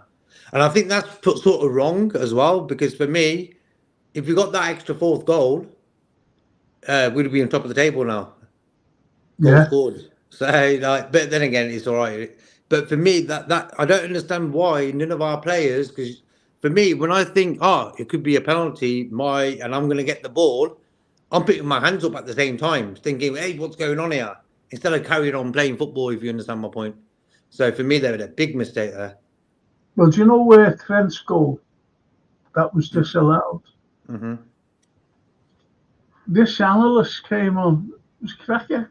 I've seen it yesterday, and he said it should have been allowed. Do you know why? He wasn't interfering with play. That's a rule. I didn't even know that. I reckon he was. My opinion, there. Yeah. I just reckon the way Salah was involved around that area and that guy marking him. If Salah was on his own, they're different sort of, you know what I mean? But there's a defender marking him, so he was sort of interfering in play. So for me, Salah was in offside position for me. No, he wasn't interfering with the goalkeeper. He wasn't interfering with play at all. This is what this analyst said. Not me saying it. This analyst. Don't pick on me, you. Who was he? A Liverpool fan? No, he's just an ordinary analyst, Yeah. Just an ordinary analyst. In a weird sort of way, if Salah just left it and didn't get a touch, Trent would have probably scored as well, because he was going to go straight to Trent anyway. Yeah. I think that touch sort of, he shouldn't have touched it. Yeah. And Charlie Wood says, just thought, how would Fernandes carry on playing against Tommy Smith? He cries for a free kick when he falls over. He's a good player, don't get me wrong, but He's Because at the great, and he time, doesn't have to be like that. he didn't have to be like that. He sort of embarrasses himself. Yeah, You know, like play your football.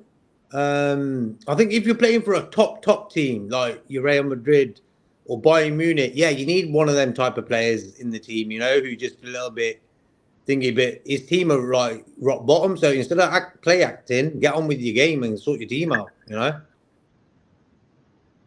like Man City and Bernardo Silva, he's a little bit of a joker as well. But he does he does it, he mixes it up because he always moans and acts sort of theatrical when the time needs to be, because he knows in his head that's the right time to do it. So that's what I mean about the guy at United, man. He's just wasting his energy moaning and rolling around. Because Van Dijk at half time, do you remember? Half time, bang on the whistle. Van Dijk was with him in the corner. Van Dijk didn't really even touch him, and he starts rolling over, gripping his foot. That was right at half time. Yeah, you remember? That just looked at him, didn't he? Yeah, that's a meme right there, man. That was comedy. That was comedy central. Comedy goal. That was funny. That was funny. Was comedy goal. He's thinking, if I get him sent off before half time when on the final whistle, that's great for our second half. That's what he was thinking. Why? Mad. But I've met some old people, like older generation football fans, and they've all said to me they've ruined football. And there's two reasons for me: VAR and play acting. You know, the theatre side of football. Like United Theatre of Dreams. Yeah, they got the bloody. You know what I mean? Yeah. So what they're doing to football, man, these guys, you know, that's why I respect Van Dijk as a player, as a professional. You don't do none of that, you know. No. He's just pure class. He plays football the way you should play it, you know. He don't waste no time rolling around, play acting. So them players choose that way to play football. And you know what? Now there's just Curtis Jones, as I said, that foul. And do you ever remember when Ronaldo was kicking at him? Remember? Trying to think. No. Okay, yeah. I remember that. You remember? Yeah, man. You know, by the touchline there. Yeah. And, he kept trying to kick him, didn't he? And he was just but he was like kicking at the ball. He intentionally wanted to hurt him because he was fuming over something, you know, the frustration, and he should have been sent off. And that's Jim Beglan, that arsehole, he went like that. He said, "No, that's a sending off." That then he went, "Oh no, I apologise." He was kicking at the ball. He was fucking kicking to. Intent was there, man. Intent to hurt the lads. Now, Curtis Jones, them two incidents, he could have gone down, rolling all over the place after the Fernandez tackle. Horrible tackle. He could have easily, but he didn't. And then he could have easily have just stayed on the deck with the Ronaldo incident and rolled over, if you know what I mean. Like anyone else would have done. But he got up. Gone with it, yeah. So, that's what kind of a fella he is, Curtis Jones. No fucking player. I wanted Curtis, just talking about Curtis Jones quickly, before the season started, I said a very important season for him, you know. I hope now he's sort of sorting his fitness out. He's had like the international break to recuperate and stuff, but the lad needs to really seriously get his head down now and concentrate on his game, everything, you know. I think he's on how many years left on his contract? There's a few years left on that contract. 38 years left on his contract, JK. A lot of years. A lot of years on that contract, and he's on 15 grand a week. I just don't understand that one, you know. But for me, because he hasn't had a top season year in, year out in the last few seasons, he won't get that pay increase, you know. So no, I totally agree with you. And you know, we have discussed this, haven't we, a few times, that he must up his game. Yep. He must up his game as Curtis. And he's a good footballer, you know. He's a very good footballer. He's got all the potential, all the attributes of doing well for Liverpool Football Club. Anyway, I'll talk through these. He was incredible, Shankly and Busby. Both different personality, but both the same football-wise. Jock Stein comes into that equation as well, Kenny. Richard. So, Frank, I got through out of a Man United fan channel on Monday because I was trying to explain Sir Matt used to be a Liverpool fan. You got thrown out of a Man United fan channel because you said it. That's ridiculous, though. Hello, JK, says Charlie. All right, Charlie. You're cool. Kenny. Shankly to Tommy Cooper. What size shoes do you think Tommy Cooper said? 15. Shank says, Jesus Christmas, I've sailed the smallest. I've sailed small.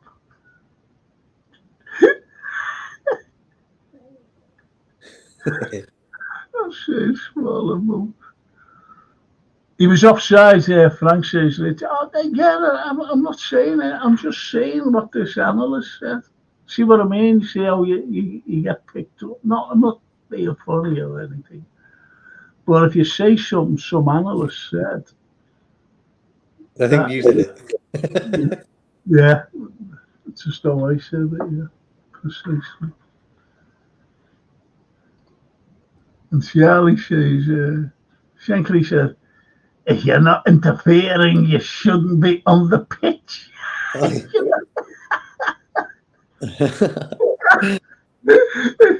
That's true, isn't it? You know, because how many players go wide in games? Yeah. And how many times have we ever said that about certain players? He went hiding, that fella. Yeah, that's what Shankly probably gave marriage counselling. That's what he used to tell them, the couples.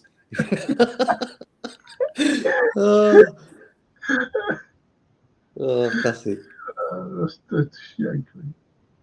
100% he can play without the dramatic, says Richard. That's that Bruno, by the way. That's that Bruno.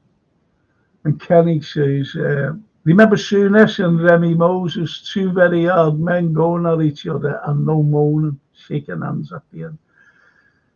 I always remember we were playing Tottenham Hotspur, Spurs, at Anfield. And Dave Mackay, never forget it, Saturday afternoon. And Dave Mackay, and there was a 50-50 ball. And Dave Mackay and Tommy Schmidt went for it. And Tommy was only a young man. And anyway, Tommy won it, went out. And he gets up, Tommy Schmidt. And Dave Mackay's still on the floor. And no like rolling over, no nothing, not anything like that. And Dave gets up, you know, and he goes like that to Tommy Smith. Pats him on the head. Because he was older than Tommy, you see. And that's what football was all about. None of this nonsense. And Kenny says, you're not allowed to tackle now, which is so wrong. Yeah. That's why, do you ever remember the McAllister when he robbed the ball off that lad and he put it to Szoboszlai to Mo in the back of the net? I really thought that would have been pulled up for a foul because the fella went down like a bag of rags, didn't he? Yeah. The lad went down like Casemiro's, he went down like a bag of rags. Yep. And Diaz took the ball off him. You know what? That decision there, bar the other one, the penalty where Gapco got done. I just thought he's going to blow the whistle. As soon as that guy went down, I thought, oh, the whistle's coming here. But I had a funny feeling we're going to score here. You know, like the energy, just like bang bang. He was just like, whoa. But the guy let it go on, so fair play. Yeah. It's wonderful, isn't it? Does that look like a halo? Yeah, it is actually. Yeah. Give us some wisdom, Frank. But do you remember that coat that Kenny's wearing there in the picture? Yeah. That's the old school Adidas one. I remember that one. Well, you know, I've always liked the Liverpool away kit. You know, the white sock, the black shorts, white socks, balls over. That's the best. That's the I think next year is Adidas. Back to Adidas next year. Realistically, I haven't been totally impressed with the Nike sort of kits every year. You know what I mean? They're not really great. Some of them, there's been one or two that have been, oh, I really like it, but not like the one with the last season, one with the white collar. I don't know, it just didn't look right. You know? Yeah, I don't know. No, you're right. Absolutely right. Richard Hawkins was going. Frank, I have to go, but thanks so much. Thanks, chat. Everyone stay safe out there. Cheers, mate. You have a good weekend. Yeah. Thank you. He's a Man United fan. Yeah. I always thought he was a Liverpool fan for some Yeah, reason. but he's one of those lads who, you know, balances it out. Yeah. You know, the only time that we ever say anything, but it's true, is you know, about other players, even our own players, is by like Bruno Fernandes, to be honest, you know, and he admitted that he's dirty, and there's no need for it. As you said, there's no need for it because he's such a good player.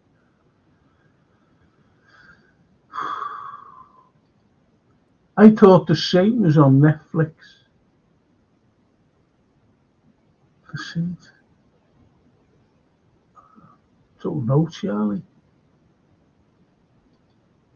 Kenny from Heaven. Alan Hansen in white away shirt, black shorts at Wembley, 1987. Really smart, cool, calm, handsome. What a player. Yes. Yeah, jockey. We nearly lost him. We've lost Ron Yates, haven't we? Big Ron said. Yeah, rest in peace. I heard that today. Yeah. That's why you got to be happy every day you're alive, you know? Yep. You know, positive thinking and stuff like that. Hope Daryl's okay as well. Daryl was on before. He's taken Little Austin to South Sea. He's going to the beach, South Sea. Bless him. It's just.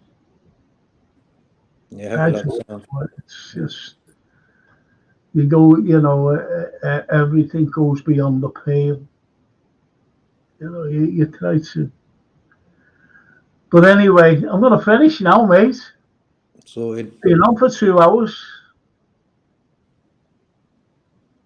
Yeah, 2 hours. So international break. Yeah, I think is it Holland are playing Germany as well. So there's a few big games going on. I think Italy won yesterday. Yeah. Oh no! Who did they beat? They beat France. Go away. Yeah, 3-1. Just a quick thing about France. You know, I seen a video of a Real Madrid fan. I wouldn't say moaning about Mbappe, but they say, "Oh, we bought the Messiah Mbappe, blah blah blah." But realistically, we needed centre backs. You know what I mean? It's like fans are never happy, you know. Man. No, they're not. But we're not happy. Like someone mentioned before, just before you came on. I think it was Richard Hudson's, and said, "What do we need? And I said, we still need it. And people agreed. People agreed. We still need a number 6. And even Richard Hawkins, he said, and a left back you need. Think about that. But I still think that it'll be with Trent, Veg, and Mo getting a new contract. It'll be like 3 new signings. They all want to stay, I think, Of course they do. Every one of the 3, especially Mo. Mo said he wants to retire here. Yeah. Mo wants to retire here. Like, he's on good wages anyway here, so he's just thinking, like, hey, if he was on like 110 grand a week, for example, he was just on that, then he would be more likely, I want to make that move sooner or later.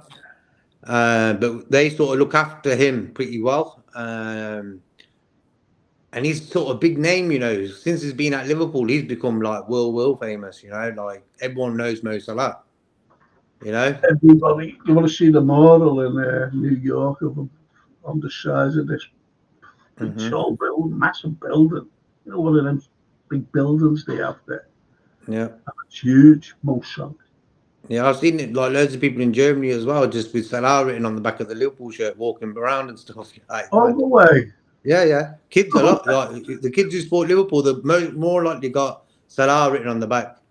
Yeah, Mo. He's the number 1, I'd love to get Sophia salads on the back. Yeah, just get salad written on that. Love that. That would be funny. But she's a murder now. She said, Granddad, don't say things like that now, I said, okay. But you know what? When I took her the game, that Southampton game, and the cup match, she said, "Where's Mo?" I said, "Oh, he's not playing tonight," and she was so disappointed. You know what I mean? That's why I said I wanted to go. Jay, I said to Francine, "Here, listen, just try and get 3 tickets for the Crystal Palace game." But 3,060 quid it would have cost. No way. And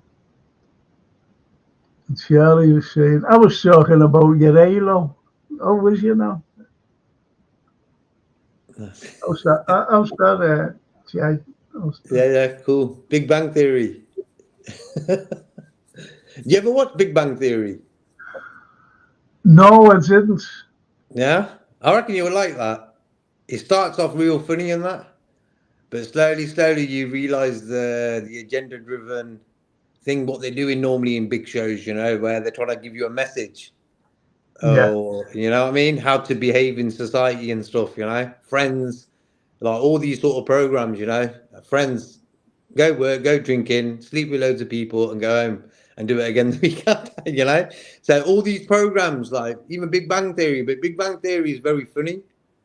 But if you watch the whole series when you get time, you'll realise what I was trying to explain, what I mean. No, I understand that. It's like some films, giving out the message. It's like 65. Yeah, you were saying. As I said, been trying to recommend that, people watch it. But I think you've got to watch it on your own without any disturbance. The best way. Best if you way, watch the film. Yeah. Like subtitles, so you don't miss a word. I thought, wow. Yeah? You been getting up? Yeah, okay. I like clever films, you see. Films.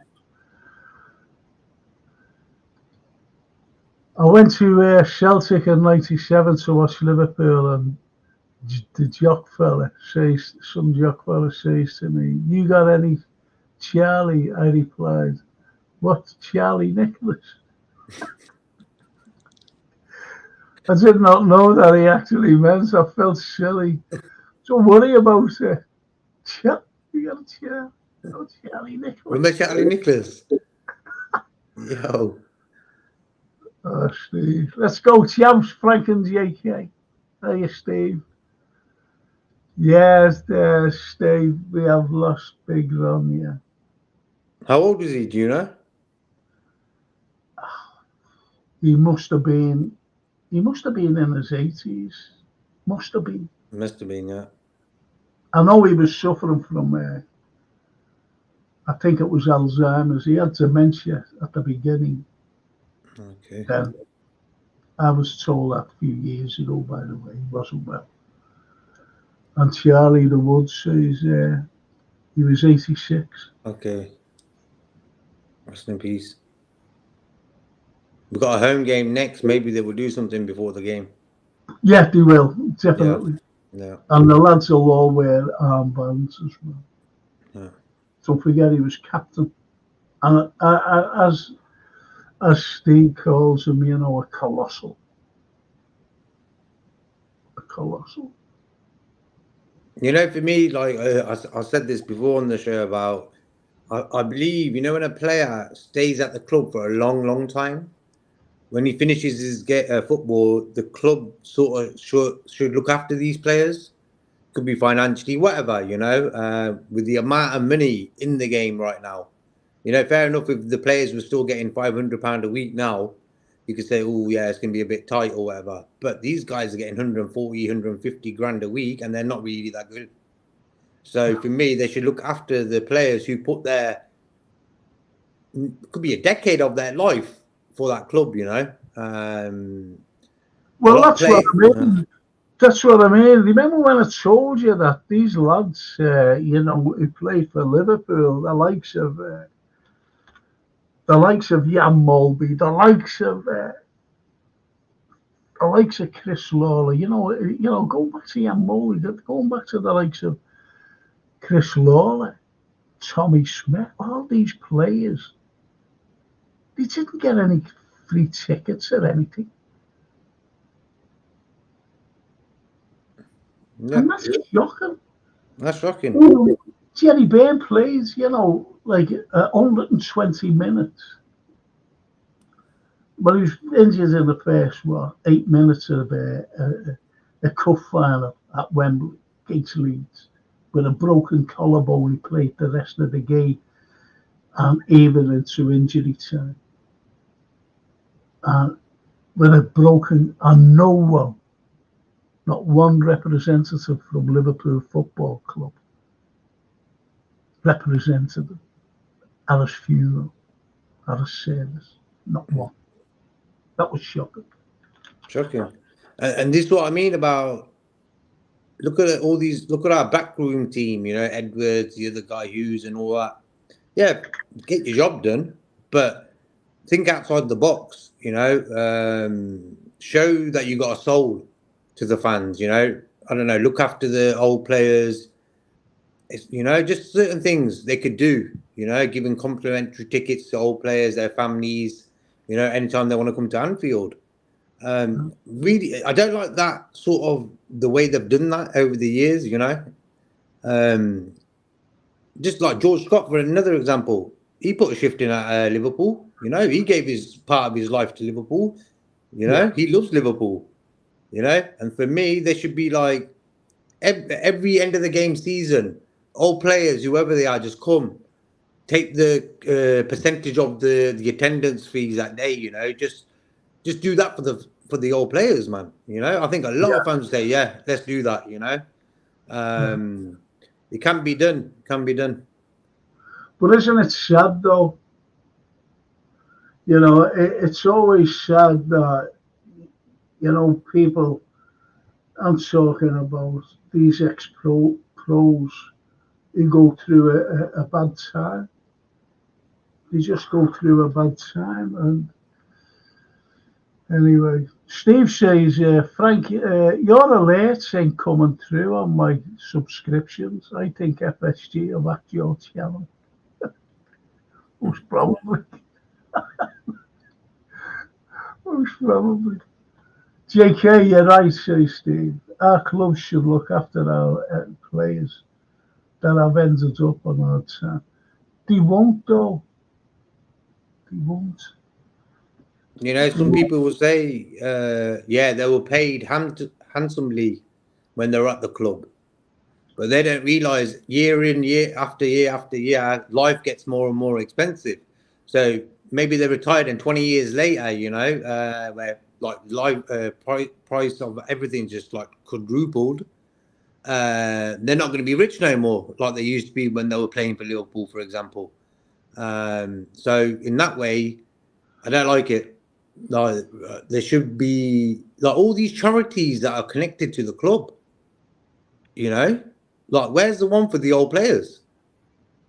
Yeah, Seriously, yeah. seriously. There should be. Look, what it should be, and I've said this for years. I really have. There should have been like something. I'm not saying a foundation as such, but a separate thing. You know, where they were making profits. And I'm not just talking about FSG here. I'm going back. And you know, like an open bank account for ex-players who have fallen on hard times. You know, to draw some money out Yeah, to help them along. That's what I mean. yeah, That's what I mean. So, you know, imagine like falling behind on your little house that you bought while you were a player. And I'm talking, I'm talking about not these bloody wages that they're getting. You know, not the players that are getting these mad wages today. I'm talking about players who are just, you know, like even as a mortgage. Because now today, if I was a player, you were a player, we'd just buy a house outright. yeah, I'm talking about players who have mortgages. You know, yeah, help them to pay the mortgage. Just pay the mortgage. Yeah, yeah, that's a massive help. yeah, You know. yeah. Anyway, Charlie the Wood says, remember when they first played and all that? Shankly says, imagine Megan coming at you and that. You're right. You're right, he did. Oh, brilliant. Thanks, Charlie. I like that. I remember that well. Rumour has it FSG have sold Klopp documentary to Netflix for millions. LFC bringing in the money and not being used on squad investment by FSG again. Yes. You know what? I noticed like last 10 years, for example, have you seen there's loads of documentaries inside Tottenham, inside Arsenal, like the Tottenham one where Son and the goalie, at the time, the French lad, they had a big argument and stuff. So they went into the changing rooms, showed what's going on. Fans don't need to know that. Like, you know, like the other day we was on about Slot giving too much information after games Yeah. or how he played the game. No need to do that. No. You know, what is all this? Let's tell everyone everything sort of thing in what happens at the club and stuff. You know, they want to talk about old players who've gone hard and Yeah, life's gone they're hard on them. forgotten. Yeah, They're forgotten. they're forgotten. JK, when I said about Ian St. John when we were having a drink, me and the Saint, and I said to John Henry, I said, legend him over there. Legend. Everybody, you know, people even know him in Borneo. That's what I said. Not that they do know him in Borneo. I was trying to emphasise a point about the legendary status St. John had, you know, at Liverpool Football Club for fans. You know what I mean? Even fans that hadn't even seen him, but they know of him. And when he came over, the Saint, he went, and here are you. That's sickened me. So, you know what I mean? Yes. Mm. A Man United fan, says Steve, told our fans the truth about who FSG are, and they have no serious appetite to be serious challengers every season for trophies. The FSG in fan base and top Reds went after them. There you go. There you go. Rumours of McAllister being injured. That's why I hate internationals, says Yusa. I know he scored, so I never really read anything about that yet, though. I hope not. Our club should help and support ex-players from the 60, 70 either. Yeah. With the attendance of 61,000 now, there's enough money there to do that. You know? Do you reckon? I know what you mean. There's enough money there. But do you really think that they will? Never. Come You on. know, Never. that's why Yeah. they're there. I started these Scouts nights. I started them off, to help players in difficulties. And they must have, someone said to me, I didn't think about it, they got that idea from you. There's a fan trying to help players get a few up. Then all of a sudden, it was meet and greet. And Anfield, meet a legend. If you buy a ticket, meet a legend.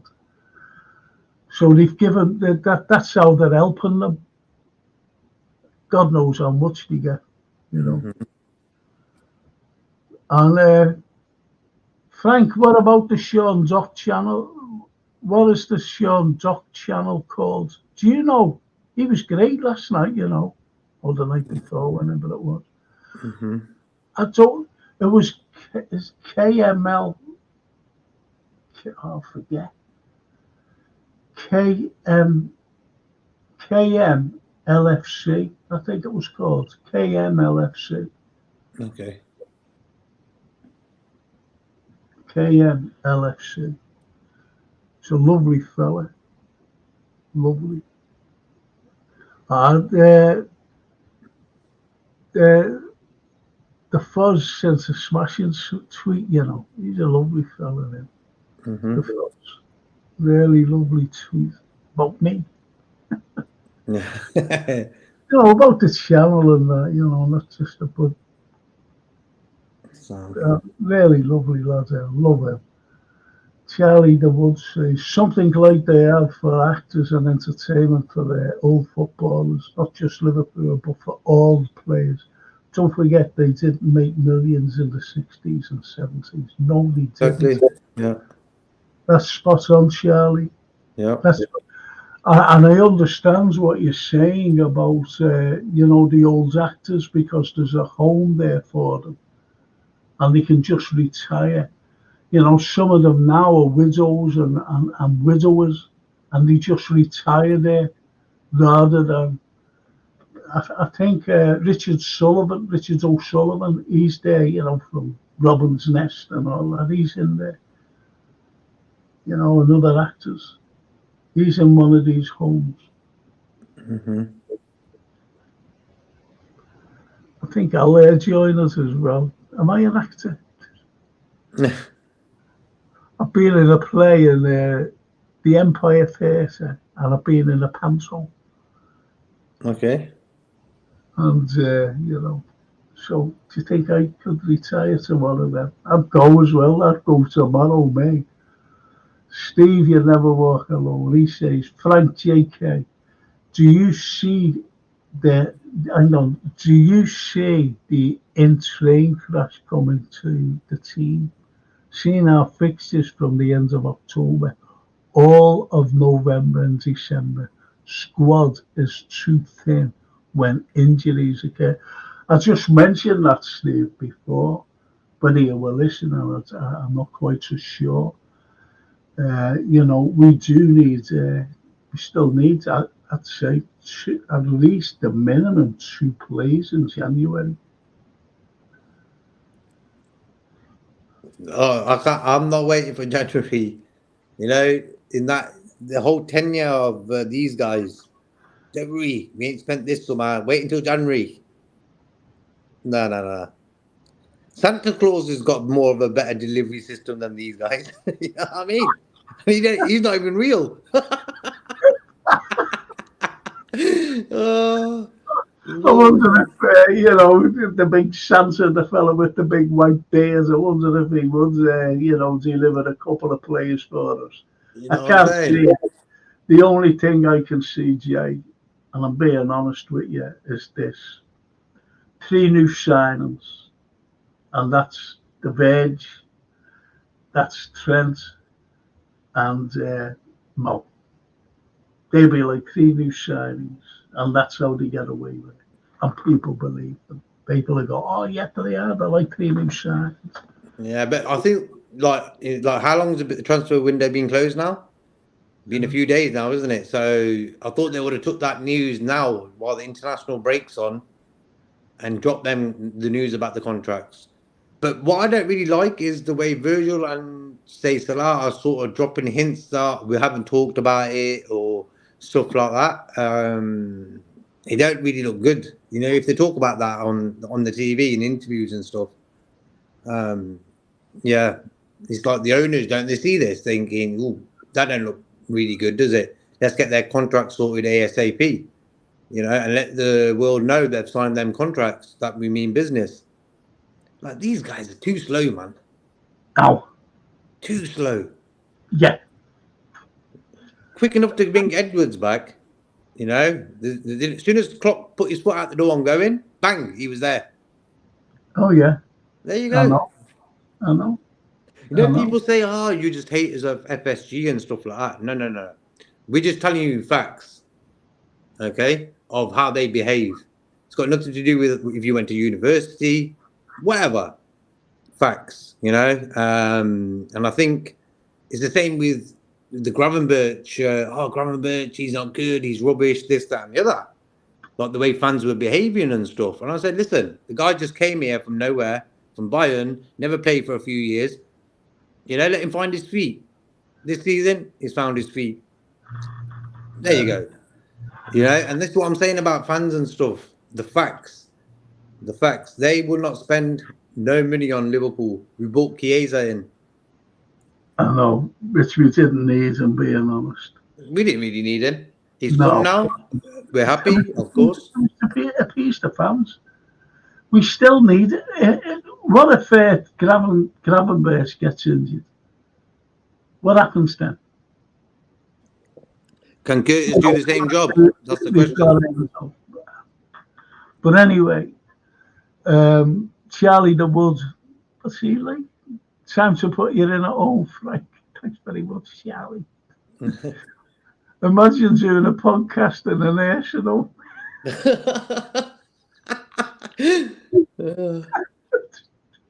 You got the granny from downstairs with the walking stick hitting the top, you know, the ceiling. Keep it down. Because you'd imagine old G's walking past and going, you know, like walking past and look a little. Hello. Hello. Oh dear. Frank JK, FSG are one of 3 bidders to buy Boston Celtic, whatever Boston Celtic fans are doing protests to say they don't want FSG to buy their club. American fans all hate FSG in control of their clubs. So we're not the only ones, you know. We're not the only ones. Thanks, Steve, for that. And he carries on. Frank, our title charge might be over by December due to injuries. And the Charlie says, some of the pages on Facebook are still linking us with players. Oh, yeah. I'm not on Facey anymore, unfortunately. I'm not honest. Don't take this wrong. Like, I'm not bothered about Facebook, but it's the people, it's the good people that I can't get in touch with anymore, and they can't get in touch with me. That's all that I miss Facebook for, and I think it's wrong of them not to take a blind bit of notice of them. Frank, right, FSG to announce, new deals in January 2025 to have the perfect excuse not to spend, to make it look like they are signing new players and look like they are £3 million signings. Absolutely spot on. This is what I mean, you know. So they're saving that news for that window then. They think, you know what I mean? Yeah. Spot on. At the end of the day, we're all going to be happy if it happens, So, like, you could imagine Salah says, you know what, I love Liverpool, but it's time to go, and Virgil, just for example, and only Trent signs. Those fans are going to be disappointed. So, for me, getting them three things done and let the fans know ASAP is the thing they can do next, Well,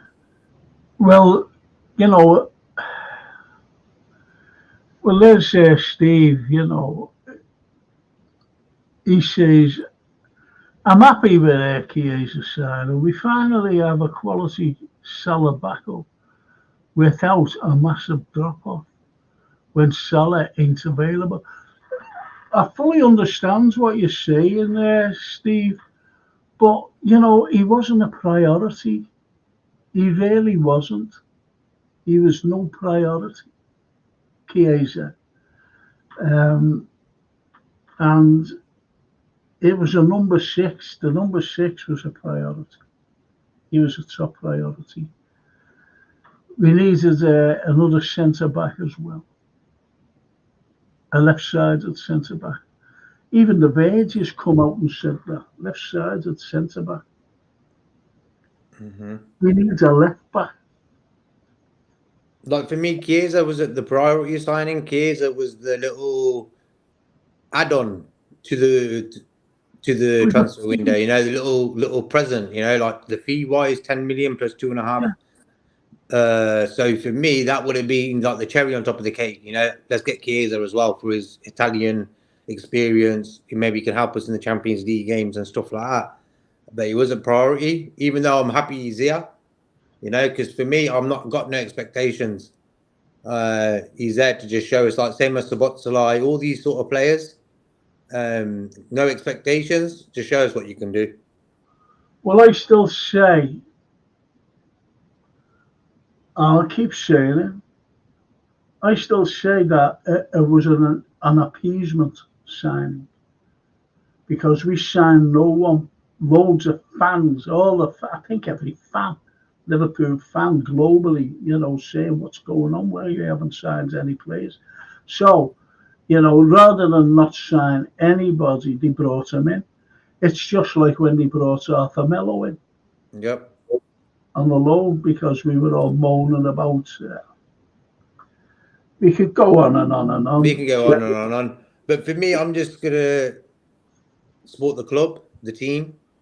Like for me, when that game kicks off against Forest, beat them. All the politics of the club, just like going round and round in circles. But when the stadium's empty, just one last thing. If the stadium is empty for any home games, then you got a statement there, to the owners. That's the only way for me. I understand that, but it'll never be empty because you've got all the corporates, you've got all the season ticket holders, they've already been sold. The season tickets have already been sold, so they've got all the money for them. Mm-hmm. And then you've got the blackmail, I call it blackmail, of saying, well, if you're not coming, we're taking your season ticket off. Take it off, yeah. Exactly. I was about to say that. See, they have us over the barrel. Always have. These are very clever merchants. They're very clever shysters, these people. I wouldn't say they're clever. I would say they're soulless. I always say that in life. People are not clever. I think, like Bill Gates, for example, everyone thinks he's the greatest mind of the world and this, that. And no, he does what he does. Built computers, put a virus in there, then you can buy the virus software to get rid of that virus that he actually put in there himself. They're not clever. Yep. These people are soulless. We've got to differentiate about the difference between these people. Like, they got no soul, hence why they will do moves like this. They're not clever. In my eyes, they're not clever. How about say manipulators then? As well? They manipulate the situation. With a smile. With a smile, with a deadly That's the one. With a smile. Come on, man. It's like these So, adverts you get on TV. You know, any advert that seems happy, there's an agenda behind that advert. Like bank adverts. There was like a black horse with classical music. Oh, beautiful, very great. No, don't like them type of adverts. Happy adverts, yeah, because they're always trying to tell you what to do in them adverts when they're happy. Eat this, do that, put your bank, show everyone, like just everything in general. well, do you know, you're right there, because when you get a cold, you always have that Lemsip, don't you, on the telly? Mm-hmm. And you see them sitting there all comfortable, and a nice little glow, with the little cup of thing. Doesn't fucking work. They don't work. Never worked on me. Never worked. So I think that's a load of bollocks, anyway, Oi, to put up oi. with. Yeah, man. Yeah. Great show again, Frank says, Charlie the Wood. And Steve, he's got a couple of things there. We'll close after this. Frank JK, I said this before. If FSG are given Arm a quality that is left back number 6 striker this summer, we win the league, the title. As a CB, wide attacker, we win the quad. Over to you, FSG. Oh, God. And Chiesa will cook in the season for LFC. Chiesa was an opportunity signing by FSG, cheap quality player. I'm happy with it, but a number 6 should have been the priority. That is the missing link in midfield. Yep. Well said. Well said. Yeah. So, are you looking forward to the weekend? Yeah. The weather yesterday great. Today raining again. It's like, what is wrong? You British know, weather. or weather I, manipulation. do you know what? I went down by the bin shed. That's the only place I can go, just by the bin shed. So I got my little thing out, your little chair, unfolded it, got my book of poetry out, put it on my knee, had my bottle of water under the chair, because of in the shade, and just sat there, sitting there like that. Then hears a few little buzzes, bzz, Yeah. bzz. And then I looked and I went, no, because what it was, those bloody flying ants. There was flies. There was a couple of bees or wasps, So and there was a phone going constantly. No one wasn't to be in where it was going on. And that was getting on my bloody nerves, you know what I mean? So, Mm-hmm. and then I was down there for about 25 minutes and came up, wasted a bloody time. Yeah, but have you noticed over like when you was a kid, I was a kid and stuff, and the way the animals have like we never had mosquitoes in England. No, Never. All of a sudden they're here. Like who put them bloody there? They acted like we got temperatures like South America here. You know what I mean? England is one of the coldest countries in the whole world. and we've got Okay, mosquitoes. we've got bloody mosquitoes, spiders like you think they're in Australia. Like you know what I mean? Like the spiders you see now compared to the spiders when we were younger and stuff, different ball game. You I know? think they're following the boat people over the channel. They take these with you. Follow, Yeah, big group of them like that, all buzzing about going, hey, I follow these. These seem to be good. yeah. That's how we've got them. Like even this animal kingdom wants to come to England. Man, they all want to watch the Premier League games. Can you imagine? Oh, we're going Anfield. We didn't pay. They just like crawl into Anfield and watch the games. Mad. Steve says FSG have a PhD in smoke and mirrors. Redirect attention away from their lack of squad investment at LFC to make it look like they spent millions on K8. Of course. Weekends are boring without them playing, yes. And my Man United circle of fans still talking about us spanking them 3-0. And, oh, crying. They need another game ASAP. And Ian Mack. This time next week, boys, back at the Cathedral of Football, Anfield. Yeah, bless you. As you see his profile there, Yeah, big Ron Gates. that's a top picture, that is. That's shocking. Yeah, But anyway, JK, thank you no problem, brother. for joining me, and it was good. As I said, yeah, look, Steve says, JK, mosquitoes are being infected by a deadly virus and released in America in their millions. Bill Gates is a narcissistic.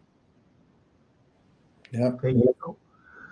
Well, anyway, well, it ends on that. I'm flagging about time for a cup of tea, and I shall see you on Tuesday, Jay.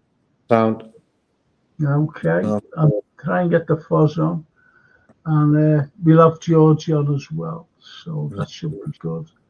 And the chat, thank you, chat, for joining JK and myself. Thank you so much. I really appreciate it. For all you history buffs, I'll see you on Monday night, and I'm talking about football fans anyway. I'll see you all on Monday, and for the football who don't like history, the football fans, I'll see you all on Tuesday. Thank you. Get Sean. Yeah, he is. Yeah, he'll be on again. He is, Steve and Ian Mack. Cheers, lads. Have a great weekend. You too, Ian. You too. Thank you for joining us. And, cheers, JK. See you Tuesday. Take care. See you later. Ciao.